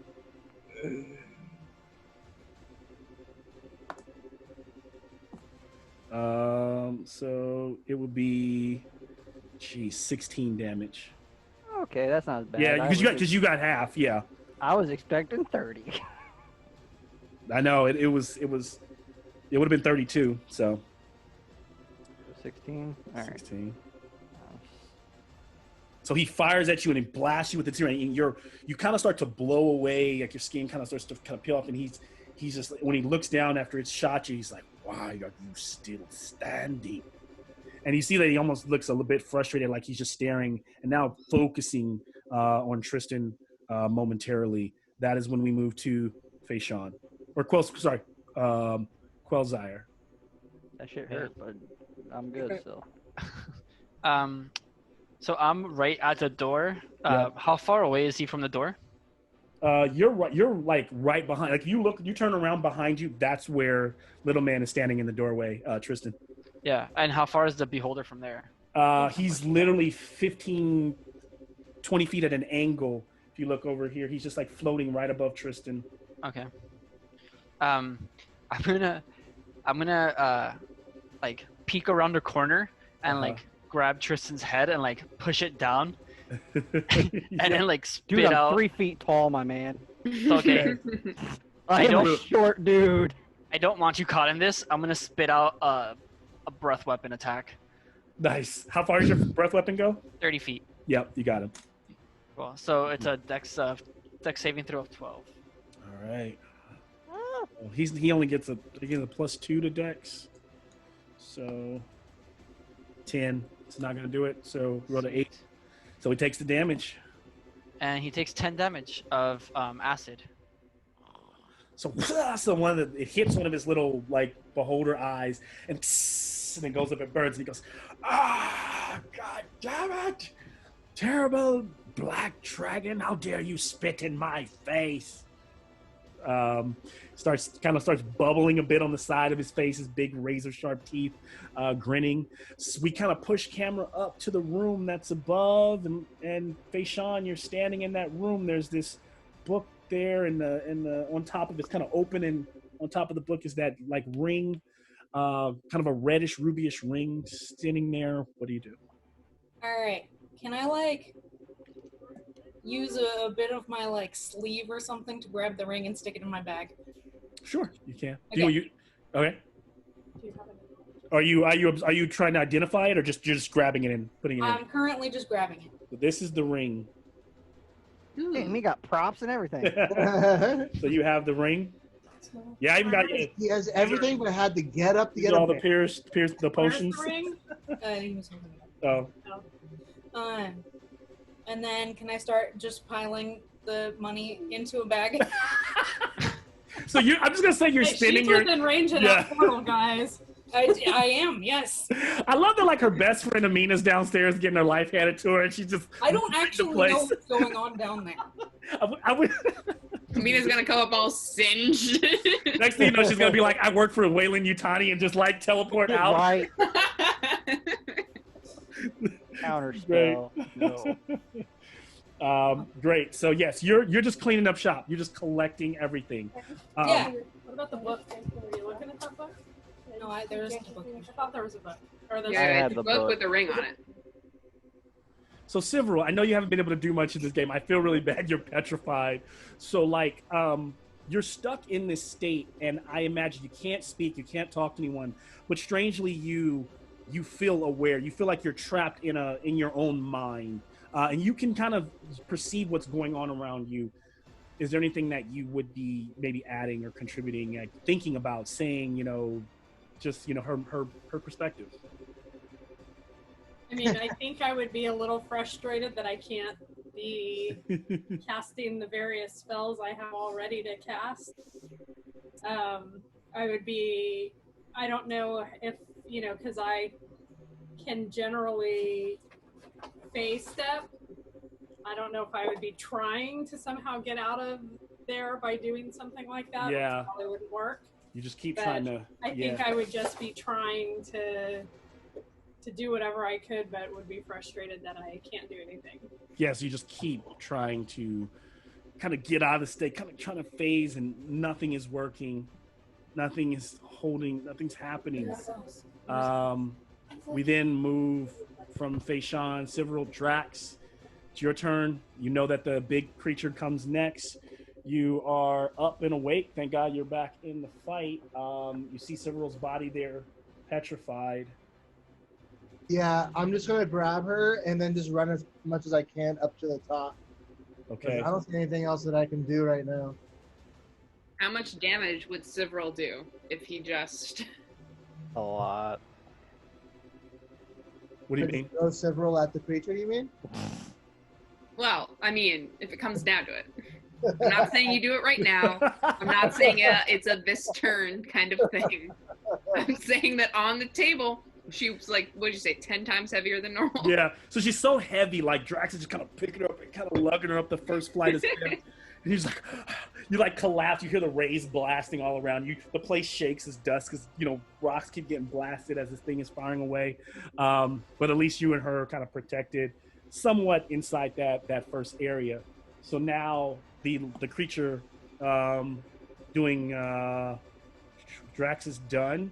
It is going to take its turns, and it sees Quelzire and the little man. It's Tristan, and its turn, so it will roll out its attacks. It's 3 rays, and it floats down and just kind of like just almost eye level with you all there on the bridge. If I can move him a little bit closer, and okay, I didn't roll these out.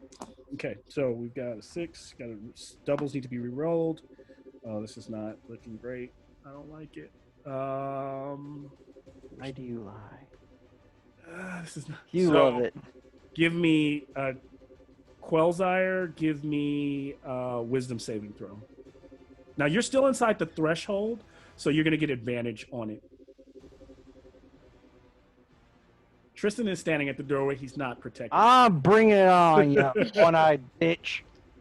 I'm not dealing with your ass, all right? You already took one of my party members down. I had to bring him back up. Let's do this.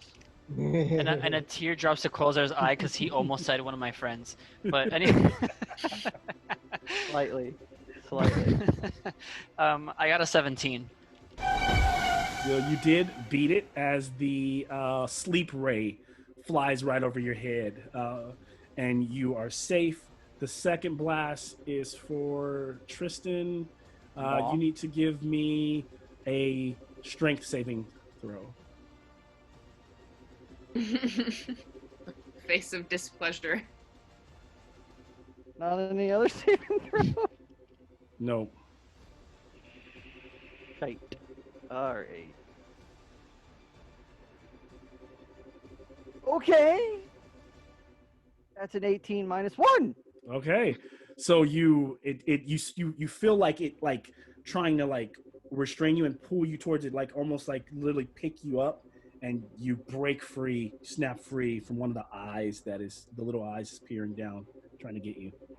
I'm not at that level yet, but I know that spell. It was trying to move. Yeah, it was trying to move you, and you could tell that it was trying to get you to climb over the ledge and jump.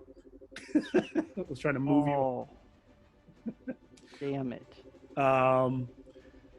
Now, dexterity saving throw for Tristan. This is the third ray. That's what. All right, yeah.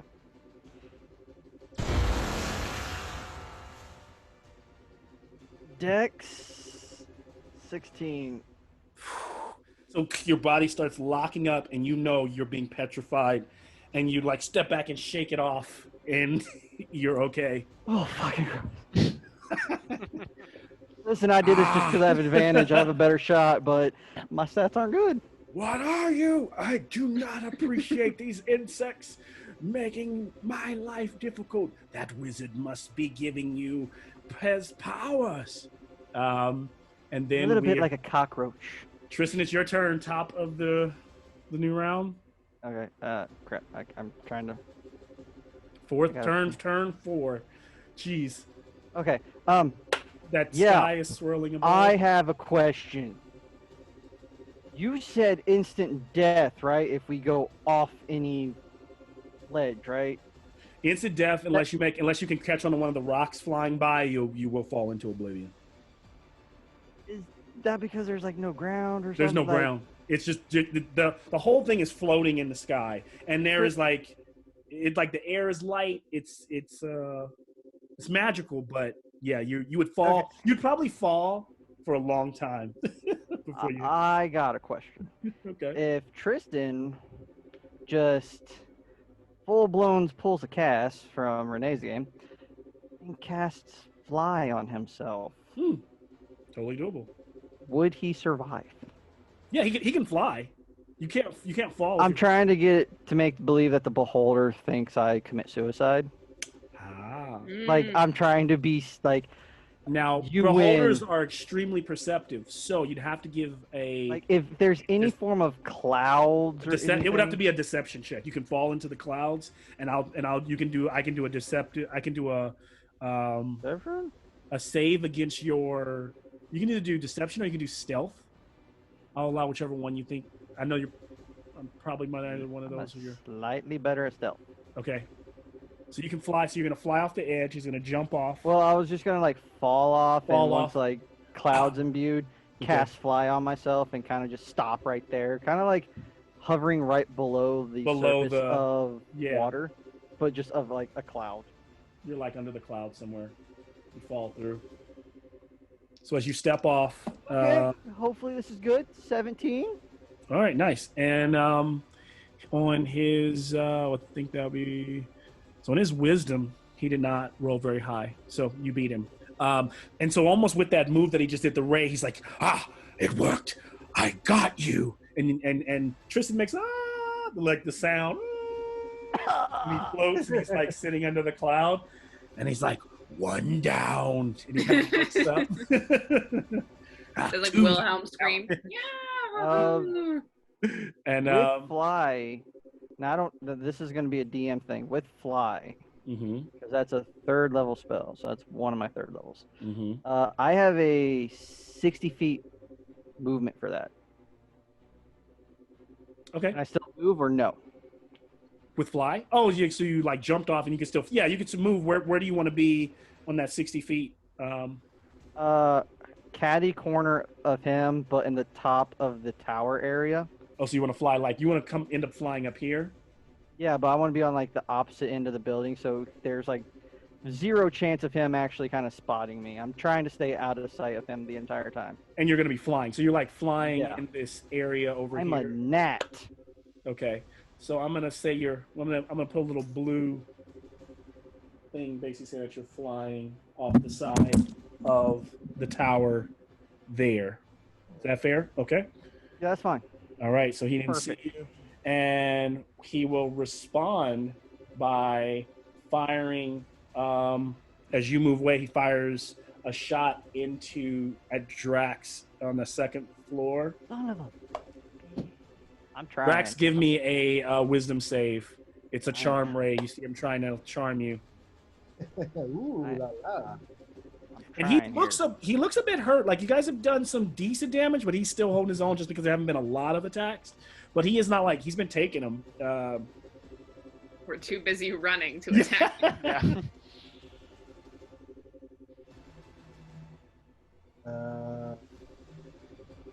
At 13. 13. So Drax, you suddenly are like looking at Silver you're holding. You kind of drop her and lean against the wall, and you just feel like this beholder, this thing is like your best friend, and you think like, why were we running from him? And in your mind, it's almost like with his eye, he's like waving at you from inside the glossy of the eye, and you just kind of wave back. So each turn you can try to overcome, but right now you are charmed by the beholder. He goes, yes. As this is taking place, we then move to who was last? It was Tristan, right? So now it's Amina, right? All right, running. So Amina, running all the way. You're in the top. So which one do I have you? Could I get into the room and still have an action, or would I have to dash to get into Phaeton's room? 30 gets you up here. You got to dash because it's the 30 to get all the way to the top. So 30 30 would get you, dashing would allow you to take another 5, 10, 15 to get in the room with. Yeah, I don't want to be out in the open with this dude. Yeah. So I'm you gonna. run to the room, you slam the door. Yeah. You see her just picking up stuff. Faishan, you spin around, and now Amina's there in the room with you. Actually, you guys would have come through this door because there's the treasure, which has now all been collected, which looks like mostly earthly treasure. And there's another door right here. I know it seems weird, but randomly, if you look on the tower right here, there is a random door. That's the So door. that would be the door we take to. Yeah, it's a door. I'm trying to like project into the future. So would we need Actually, to climb to get up onto the top of that tower, that flat top? Yeah, you got to come up here and I imagine that this whole thing goes up. So if you come up here, you can actually, there's like stairs. We'll just say there's stairs to the top. Okay. Yep, to the swirling point. At that point, Amina, is there anything else you're just saying? Like, what are you and Faishan kind of role playing as you walk in the door and you see her? Like, I don't want to barricade the door because I know the team is probably following me, but it's not. Being inside a room has not calmed Amina any. Yeah. Okay, so then creature will take another legendary at. This one's going to go for Quelzire again because he's in the doorway. Quelzire, give me a wisdom save. With advantage again? Yep. Like as you're trying to dodge out of the way.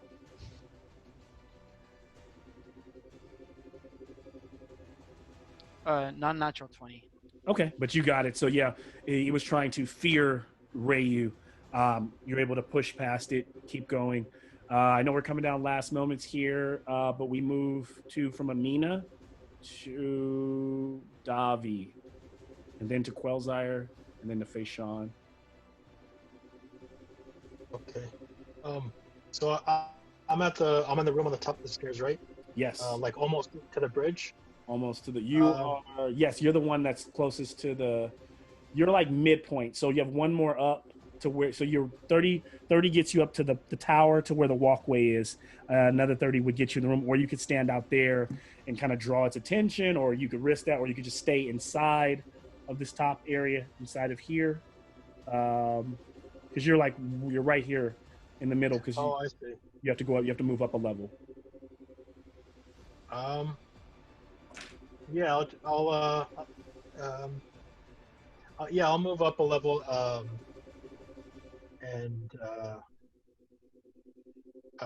I guess. Can I go to like the doorway? Like Yeah. right You can into also the- see out the window. So if there's anything you want to throw or use, you could see out the window. Oh, okay. Mm-hmm. Okay. Where exactly is the beholder floating above? Is he like on the bridge, or If you look out this window, he's right here. He seems like right outside of you're here. He's like parallel with the bridge. Yeah, he's like. Okay. So if he saw you walk out and run between there, he could fire. Yeah. I mean, he could also see you in this room, so he could fire into that room as well. Okay.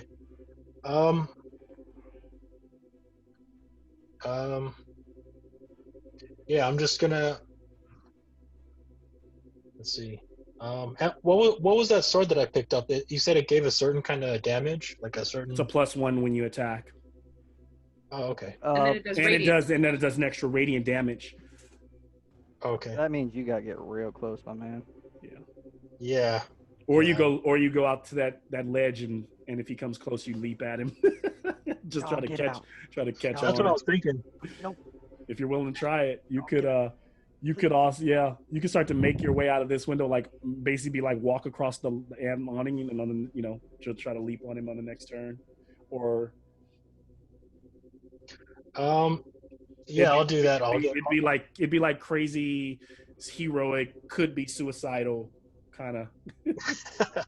Pull Tristan. Just stand there and take some shit. Yeah. Because it was either that or I wanted to make my way across the bridge and I guess climb up to the top of the tower and see what happens. Okay. Do you want to go for that? Just head straight up instead of going into the room with several on them. I mean, several. Yeah. Yeah. Do we know what happens when we get up there? You don't. Oh, okay. Okay. So you want to Or try the that? 9 hells. So 5, Um, 10, 15, 20, 25. So you'll be almost there for your next turn. You'll be ready to stand on the platform. Actually, for the sake, I'll allow you to go to the top of the platform. I'll give you the extra 10 feet if you want to. okay, because I'm thinking. Okay, yeah, because I don't know what's. Because you said that would be like the exit, right? To transport you out, or we just Possibly. don't know. That's what I The told. exit's above us. That's what I for told Faye sure. Sean. Yeah, but you guys are starting to get that picture. You don't know necessarily how it works or what it does once you get up there, but yes, that appears to be the exit. Okay, yeah, I wanna make my way to the top of the tower. I'll start heading that way. So, Davi, you can start running, and as you run, the creature takes a shot at you. I know that it would be its reaction. You're still going to get to the top, but I imagine it's blasting at you, kind of like as you're running. And you are going to give me a So damn lucky. disintegration ray. Give me dexterity. So damn lucky it's a beholder and not like a caster. I'd be counterspelling some shit. Let's see, I got Yeah. 15. 15. So as you're running, it's kind of disintegrating part of the platform, not the entire platform, but it clips your foot. You got 15, right? 16, you just Yeah. missed what you needed. So you will. How many hit points do you have? I have full health right now. I have 49. Okay.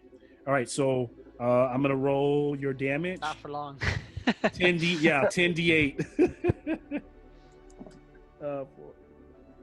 Listen, I only had one shot to bring someone back. All right, my man.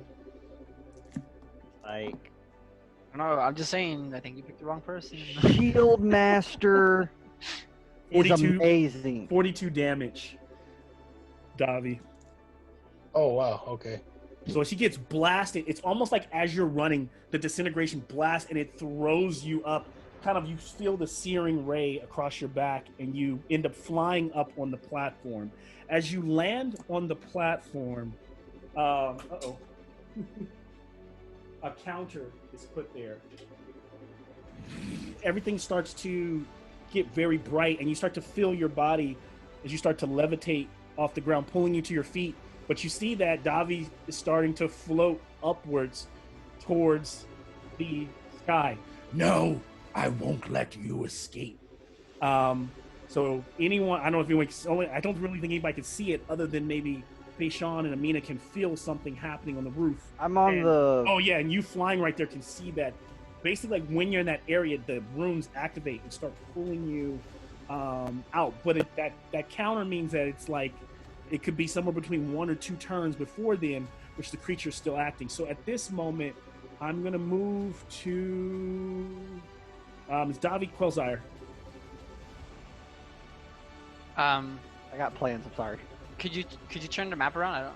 So I can Oh yeah, sorry. Sorry. So you are over. You're still on the first floor. I know, man. Move your ass. We join this together. Get up there. I have a hard time moving on. Get that horse of yours. Yeah. Ride up the steps. Just ride up the stuff. What's the speed on a horse? Shoot, take that steed. Yeah. Well, I can't even see that anything's happening. No, I know. Yeah. But you know you're alone at the bottom. So I that's imagine. true. Yeah, and because he's not within melee range, right? He's still kind of floating above the bridge. Yeah. Remember he came down. I mean, well, he came down. I said that he came down like lower. So he could be like barely like striking if you did want to rush him and attack him. Like I imagine it'd be disadvantaged. Like you'd almost have to leap with the heavy armor to strike, but you could do it. You know what? Let's do it. Jeez, he's going for it. All right. Trying to get people out of here. So Quelzire leaps forward and attacks with disadvantage, but I'm going to give you inspiration, so we'll make it a regular attack as you leap forward. We still got a right to deal with. Where are we? Action. 18. 18 does it as your blade slams into him. Go ahead and deliver your damage. Okay, and then I will also use Divine smite. yeah, divine smite. Shit. Let's see To what kill level. us. I'll do a level 2 spell. So let me just burn that real quick.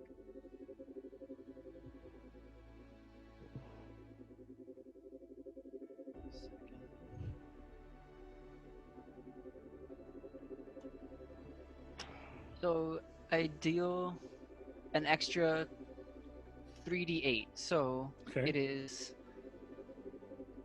4d8 plus 3. Yeah, go In Pally. addition to your regular, yeah, and your regular blade. No, that's total. That's like everything that I'm Okay, gonna roll got is it, everything that 4d8 you're gonna plus roll. 3. Yeah. All right. So I got nice 27. Jeez. Just out of curiosity, what weapon are you using? Morningstar. So that's a D8, right? Yeah, it's a D8 plus 3. So that's my 4d8. my strength. Yeah. So as you slam into this magical creature, your Morningstar like slams into like tears one of the eyes out of the socket, and he's like, ah! He starts to kind of scream. He's really hurt. He's under half of his full power, and at this moment, though, you have a choice. I'm not going to force you. You're kind of like the way you grabbed him. You're like when he kind of starts to levitate and lift up, and you're holding on. You hold on, or do you let go?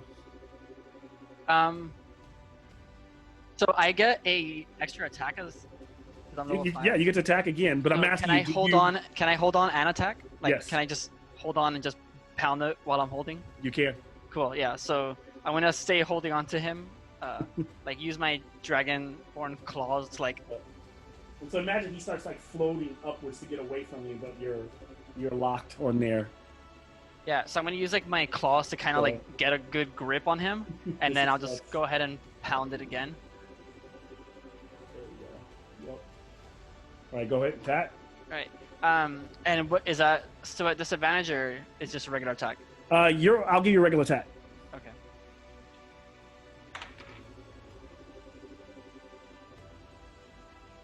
Poor Quelzire, he's 15. always was in like the back, always going down. Now he's doing the most damage right now. 15. There you 15 to hit. Yeah. Well, actually, can I use then? What I'll do is because I probably won't hit. I'll use my channel divinity Okay. to use a guided strike, so it'll be 25. Oh, then that will hit. you were Sweet. not going to hit, so that does hit. Perfect. And then I will burn a first level spell. Jeez. Paladins are amazingly awesome. He's wrecking shop for you guys right now. I will do now. It's 3d8 plus 3, and that is 17. 17 damage. Yeah. Okay. So he's starting to like slow down, and as he's being attacked, he will close range Quelzire with this attack. Quelzire, you can go ahead and give me a dexterity save. Oh, my -1. Yep, 7. So as he's fighting and stabbing, you see that the beholder is gushing liquid right now. It is like black kind of liquid coming out of it. And one of the lasers just boom catches really close to the chest. Boom. And you watch Quelzire start to lock up, petrifying, turning into stone. And slowly he falls off of the beholder. There's nowhere to hold on anymore. He is literally stone. And in that moment, though, Quelzire, what are you thinking? Because honestly, you probably just saved your entire party's life. I literally swear, because you did so much damage to this thing. It is commendable. What does he think before as it rolls up around his neck, this dragonborn becomes a statue? Yeah, so his last thoughts are how he wanted to like become like an overlord and just scare the bejesus out of all his enemies, and he failed. He knows that he failed. Quick question.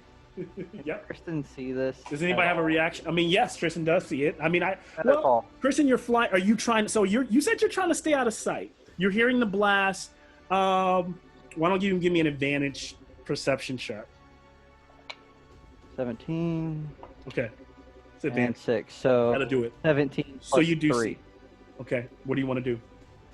Feather fall. You're gonna feather fall? Oh, Yes. You have a feather fall?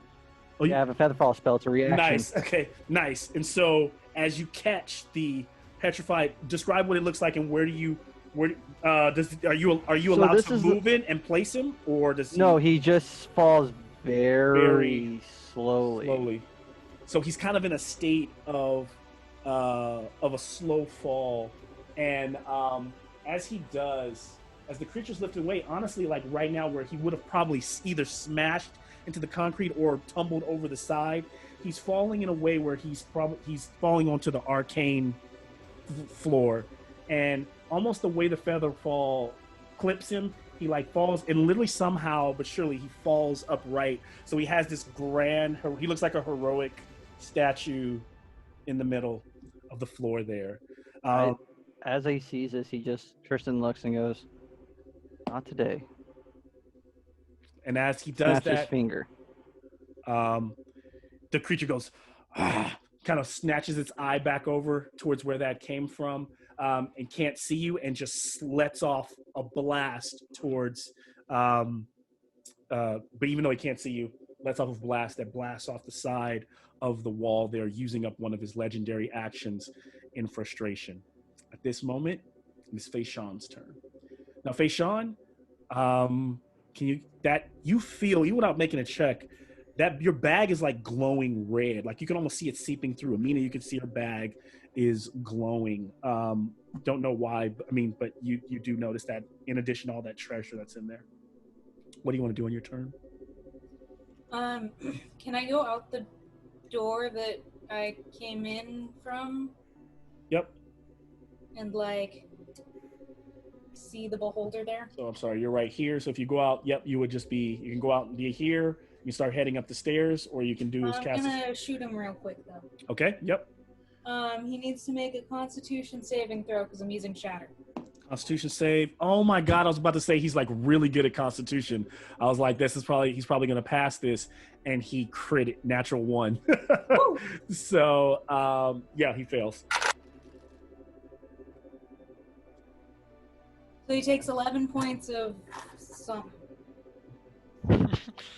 11 points of something. I'll take it. Something damage all the way. So boom. Better not be healing. It better not be 11 points of healing.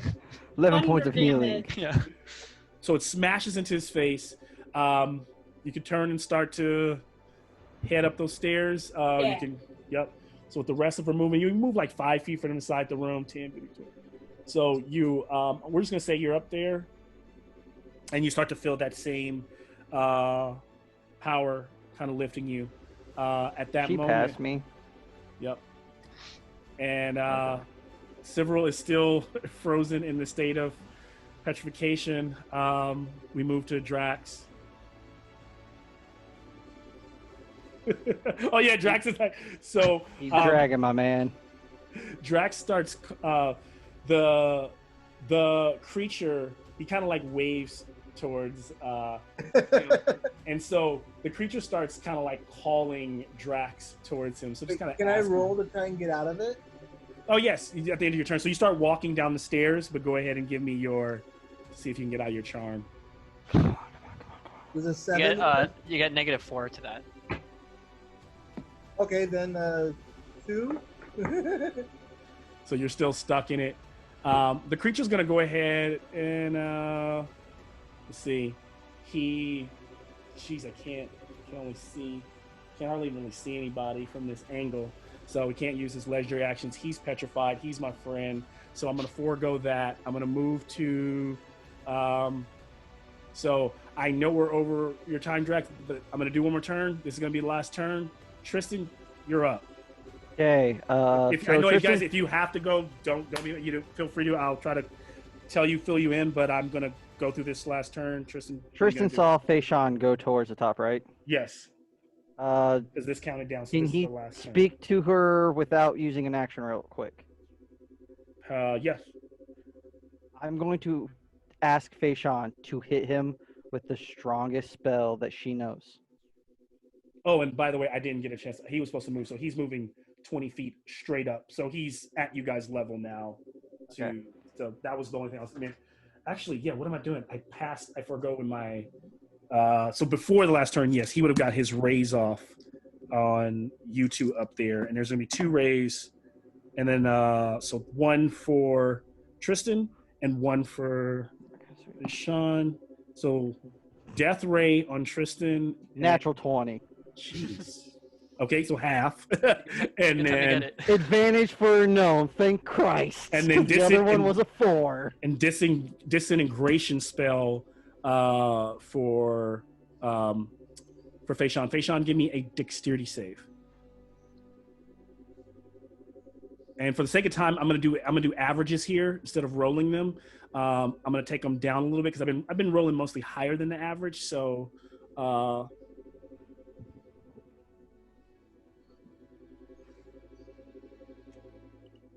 Oh, Faishan, what'd you get? So you got a 20. So then you're going to take. So for the death rate, so you both passed. So Tristan, you're going to take 25, and Fill up. Faishan, you're going to take 22. Tristan's not looking good. He kind of like Doom level 3 bloody face.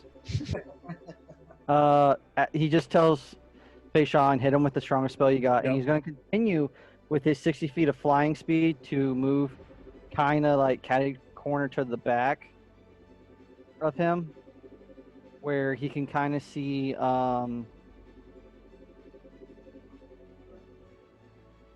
spells are at.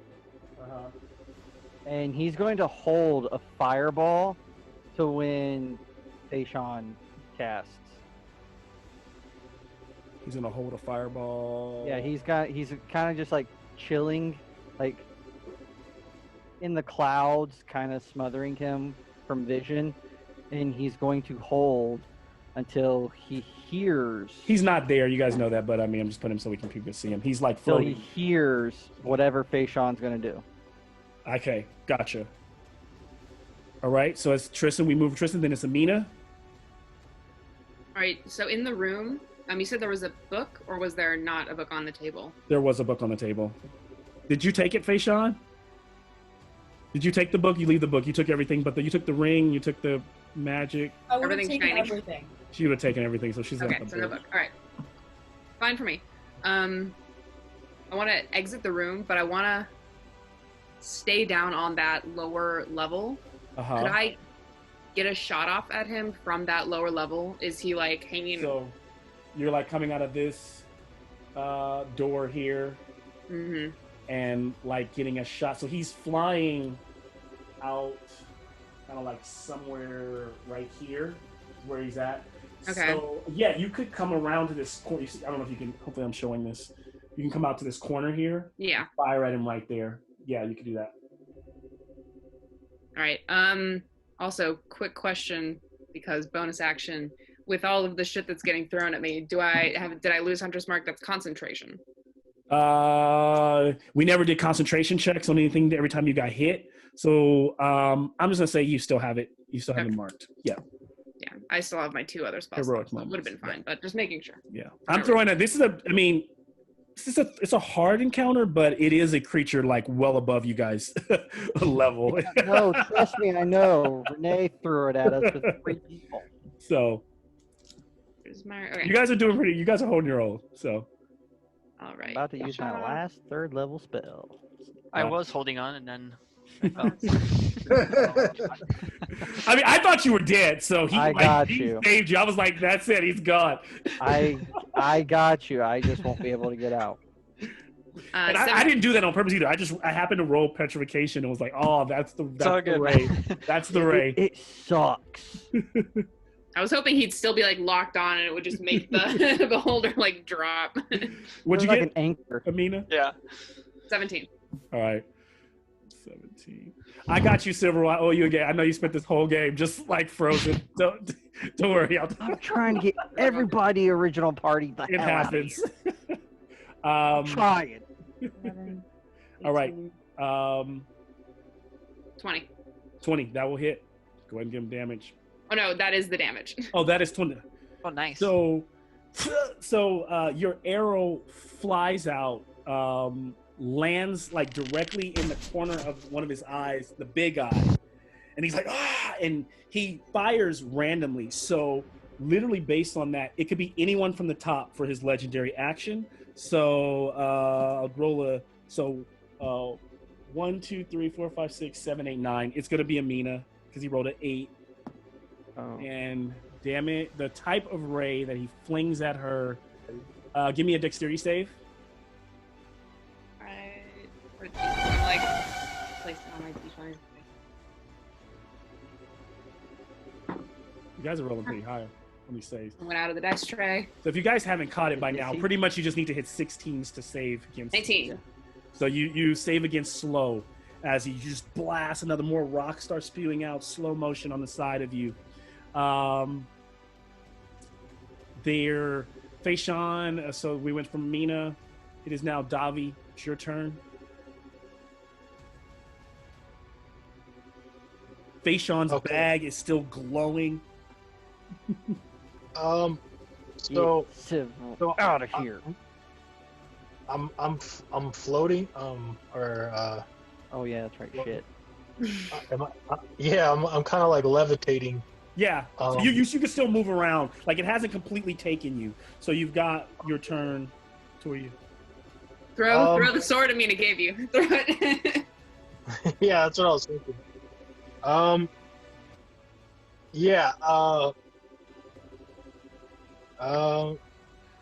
Think of it like this. What's about to happen, I'll kind of like, so as this is all happening on this turn, whoever's standing on that platform when this turn ends is going to be sucked into the portal and transferred back to wherever.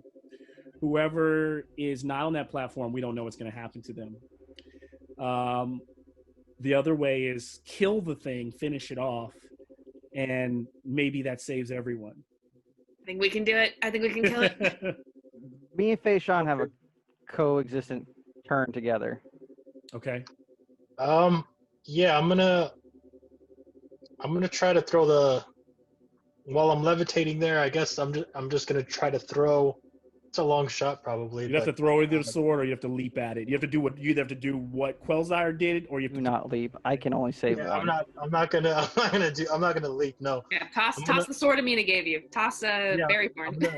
I'm gonna throw the short sword as hard as I can. Okay.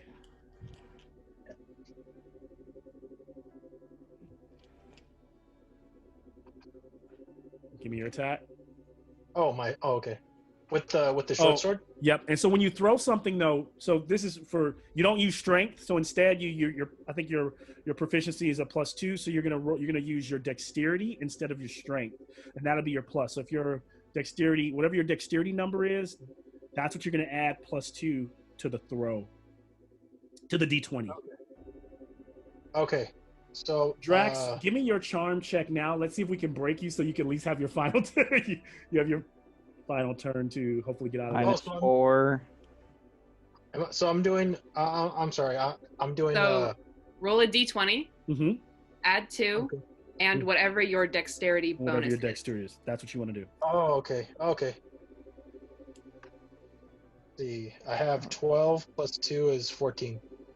And then do you have a dexterity bonus? What's your dexterity? It's +2. So okay, so 14. But what did you roll? You have a 12. So 16. That's what you. Okay. And that hits. Yeah. So 1d6. Yep. Go ahead and do your damage. 1d6. Malcolm, I'm gonna have to run in like literally 60 seconds. So can the beholder, aka, do a dex saving throw 15 or higher? You got it. Because this is fireball, and then whatever Faishan does. Another crit 1. All right. Fuck yeah! Die, you rat bastard, because that's 17 on the first set of rolls. Okay. 17 damage? No. That was 17 was the first 4. Okay. That's 20. And what did you roll for your 23, damage? 25, Bobby? 2. 30 fire damage. What's your 2 plus 2? So you rolled a 2. You got 2 plus to your dexterity to your damage, so you got a 4 damage on him. 4. Still slams into him. And then what'd you get? What are you doing, Tristan? Damage? Tristan's doing fireball, and it's 30 fire damage. And he takes it all since he failed. Oh. And then whatever Faye Sean does for her spell, because she was the trigger.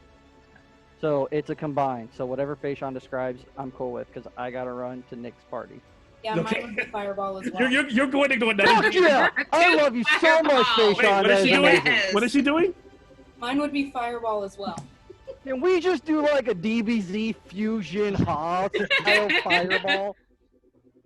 Like, that is amazing. Wow. Now, before I leave, to save Henry's character, I'm going to cast Levitate on him. That last 10 minutes, I'm getting him to that portal. I will stay behind if that has to get. I got to run those. Sorry. Nice. You jumping into the Knicks game. Go for it, man. Yeah. So Go for it, Tristan man. does that. Guys, good This luck. See you, man. huge Thank you. fire explosion. I mean, at that, it's dead. So that Yes. it had 8 hit points before Fayshawn did her blast. And as the That's my minimum damage. power rolls across it, Fayshawn, would you like to narrate the way you kill the beholder, or would you like me to? You can't. So I can do what Drax thinks. so I I'd be mean, like, no! What? well, yeah. You're like, don't kill my friend. And he's like, so this fire kind of rips across him and starts to Yeah. burn, and all the little eyes start to shrivel up. Chunks. And as they start to pop, whichever one was the charm ray bursts into gore. And as it does, Drax like breaks out of his ring and starts to goes right back, grabs Cyril, and starts carrying her up the stairs. The creature's eye in the middle skin starts to melt, and then that eye bursts, and as it bursts out, the entire thing explodes like a popped balloon, and all the pieces char up as they fall through the sky. And immediately, Cyril starts to, the petrification starts to flake away. As this blasts out, everyone starts to lift up, levitating Amina. Almost the entire structure starts to pull away, and it's very like the shingles on the house start to, lift and levitate.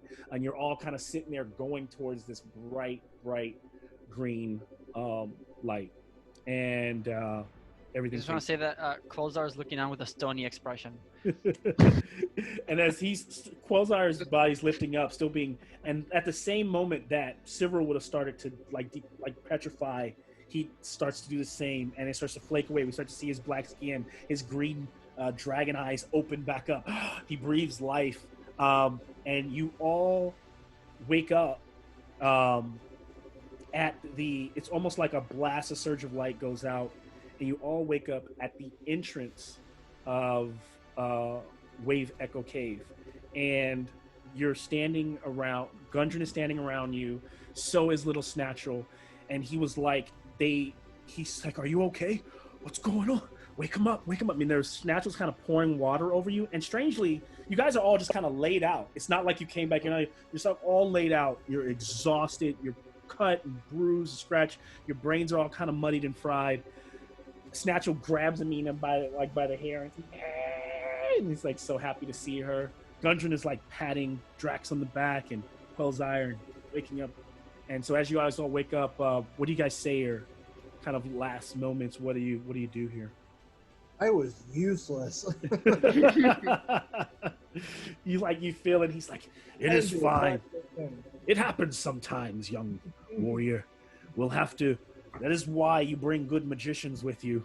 He goes, well, we'll definitely have a good ale tonight, won't we? And so Gundren explains very quickly that they heard this rumbling, and they followed the noise, and they found you all, and the room was just glowing green. And at one point, you all started to appear, and they just kind of dragged you out. And one of the nearby, the power like that surged through. as they were walking through, they realized that all the zombies were dead. Like, he starts to tell you the story as you guys travel back to Phandelver, and that there were no more monsters in Wave Echo Cave. And so he was able to map everything out. They piled you guys' bodies on. They brought you out on a big cart. And when he woke you up, he's like, now we can go back and start forging the mines for great magic, because it's free, it's clear now, and we know it's all laid out for us.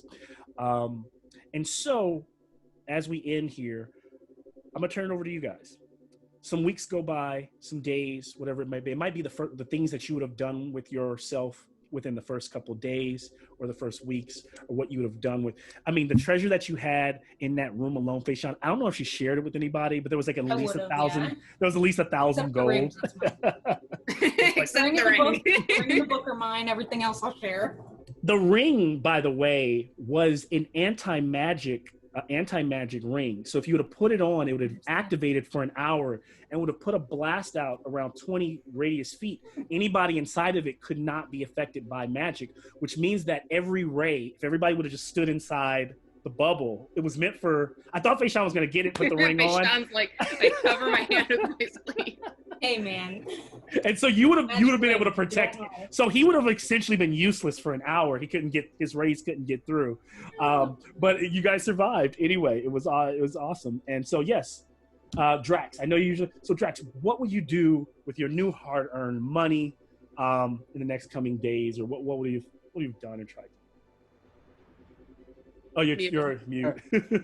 I'm gonna get like a Magneto helmet so I don't become anybody else's friend again. But all Drax can ever just imagine now is just sitting in a bar without any zombies around him. Yeah. And I imagine that first night. What's gonna happen next? I imagine that first night back that you and Gundren drank your till your hearts. You, Gundren, and Thardan, his brother, drank till your hearts were content and celebrated. Matter of fact, you all still like the town of Phandelver celebrated you all, and the town master's hall was renamed after your party. Sildar was actually there, the real Sildar. He was happy to see you. You don't have to figure that out now, but when you guys do come up with the name, you can let me know. The town hall will be named after whatever you guys named the guild, after your party of adventurers. So happy there. We move to Amina. What does she end up doing next in her adventures? Like, almost think of it as like there's time off before you all get back together, I guess. What would she have done? Amina will, after waking up in the caverns, put her hand on Gundren's shoulder, and it's, Gundren, I know that we're friends, but you owe me some gold, and I don't want to do this again. I am so sorry.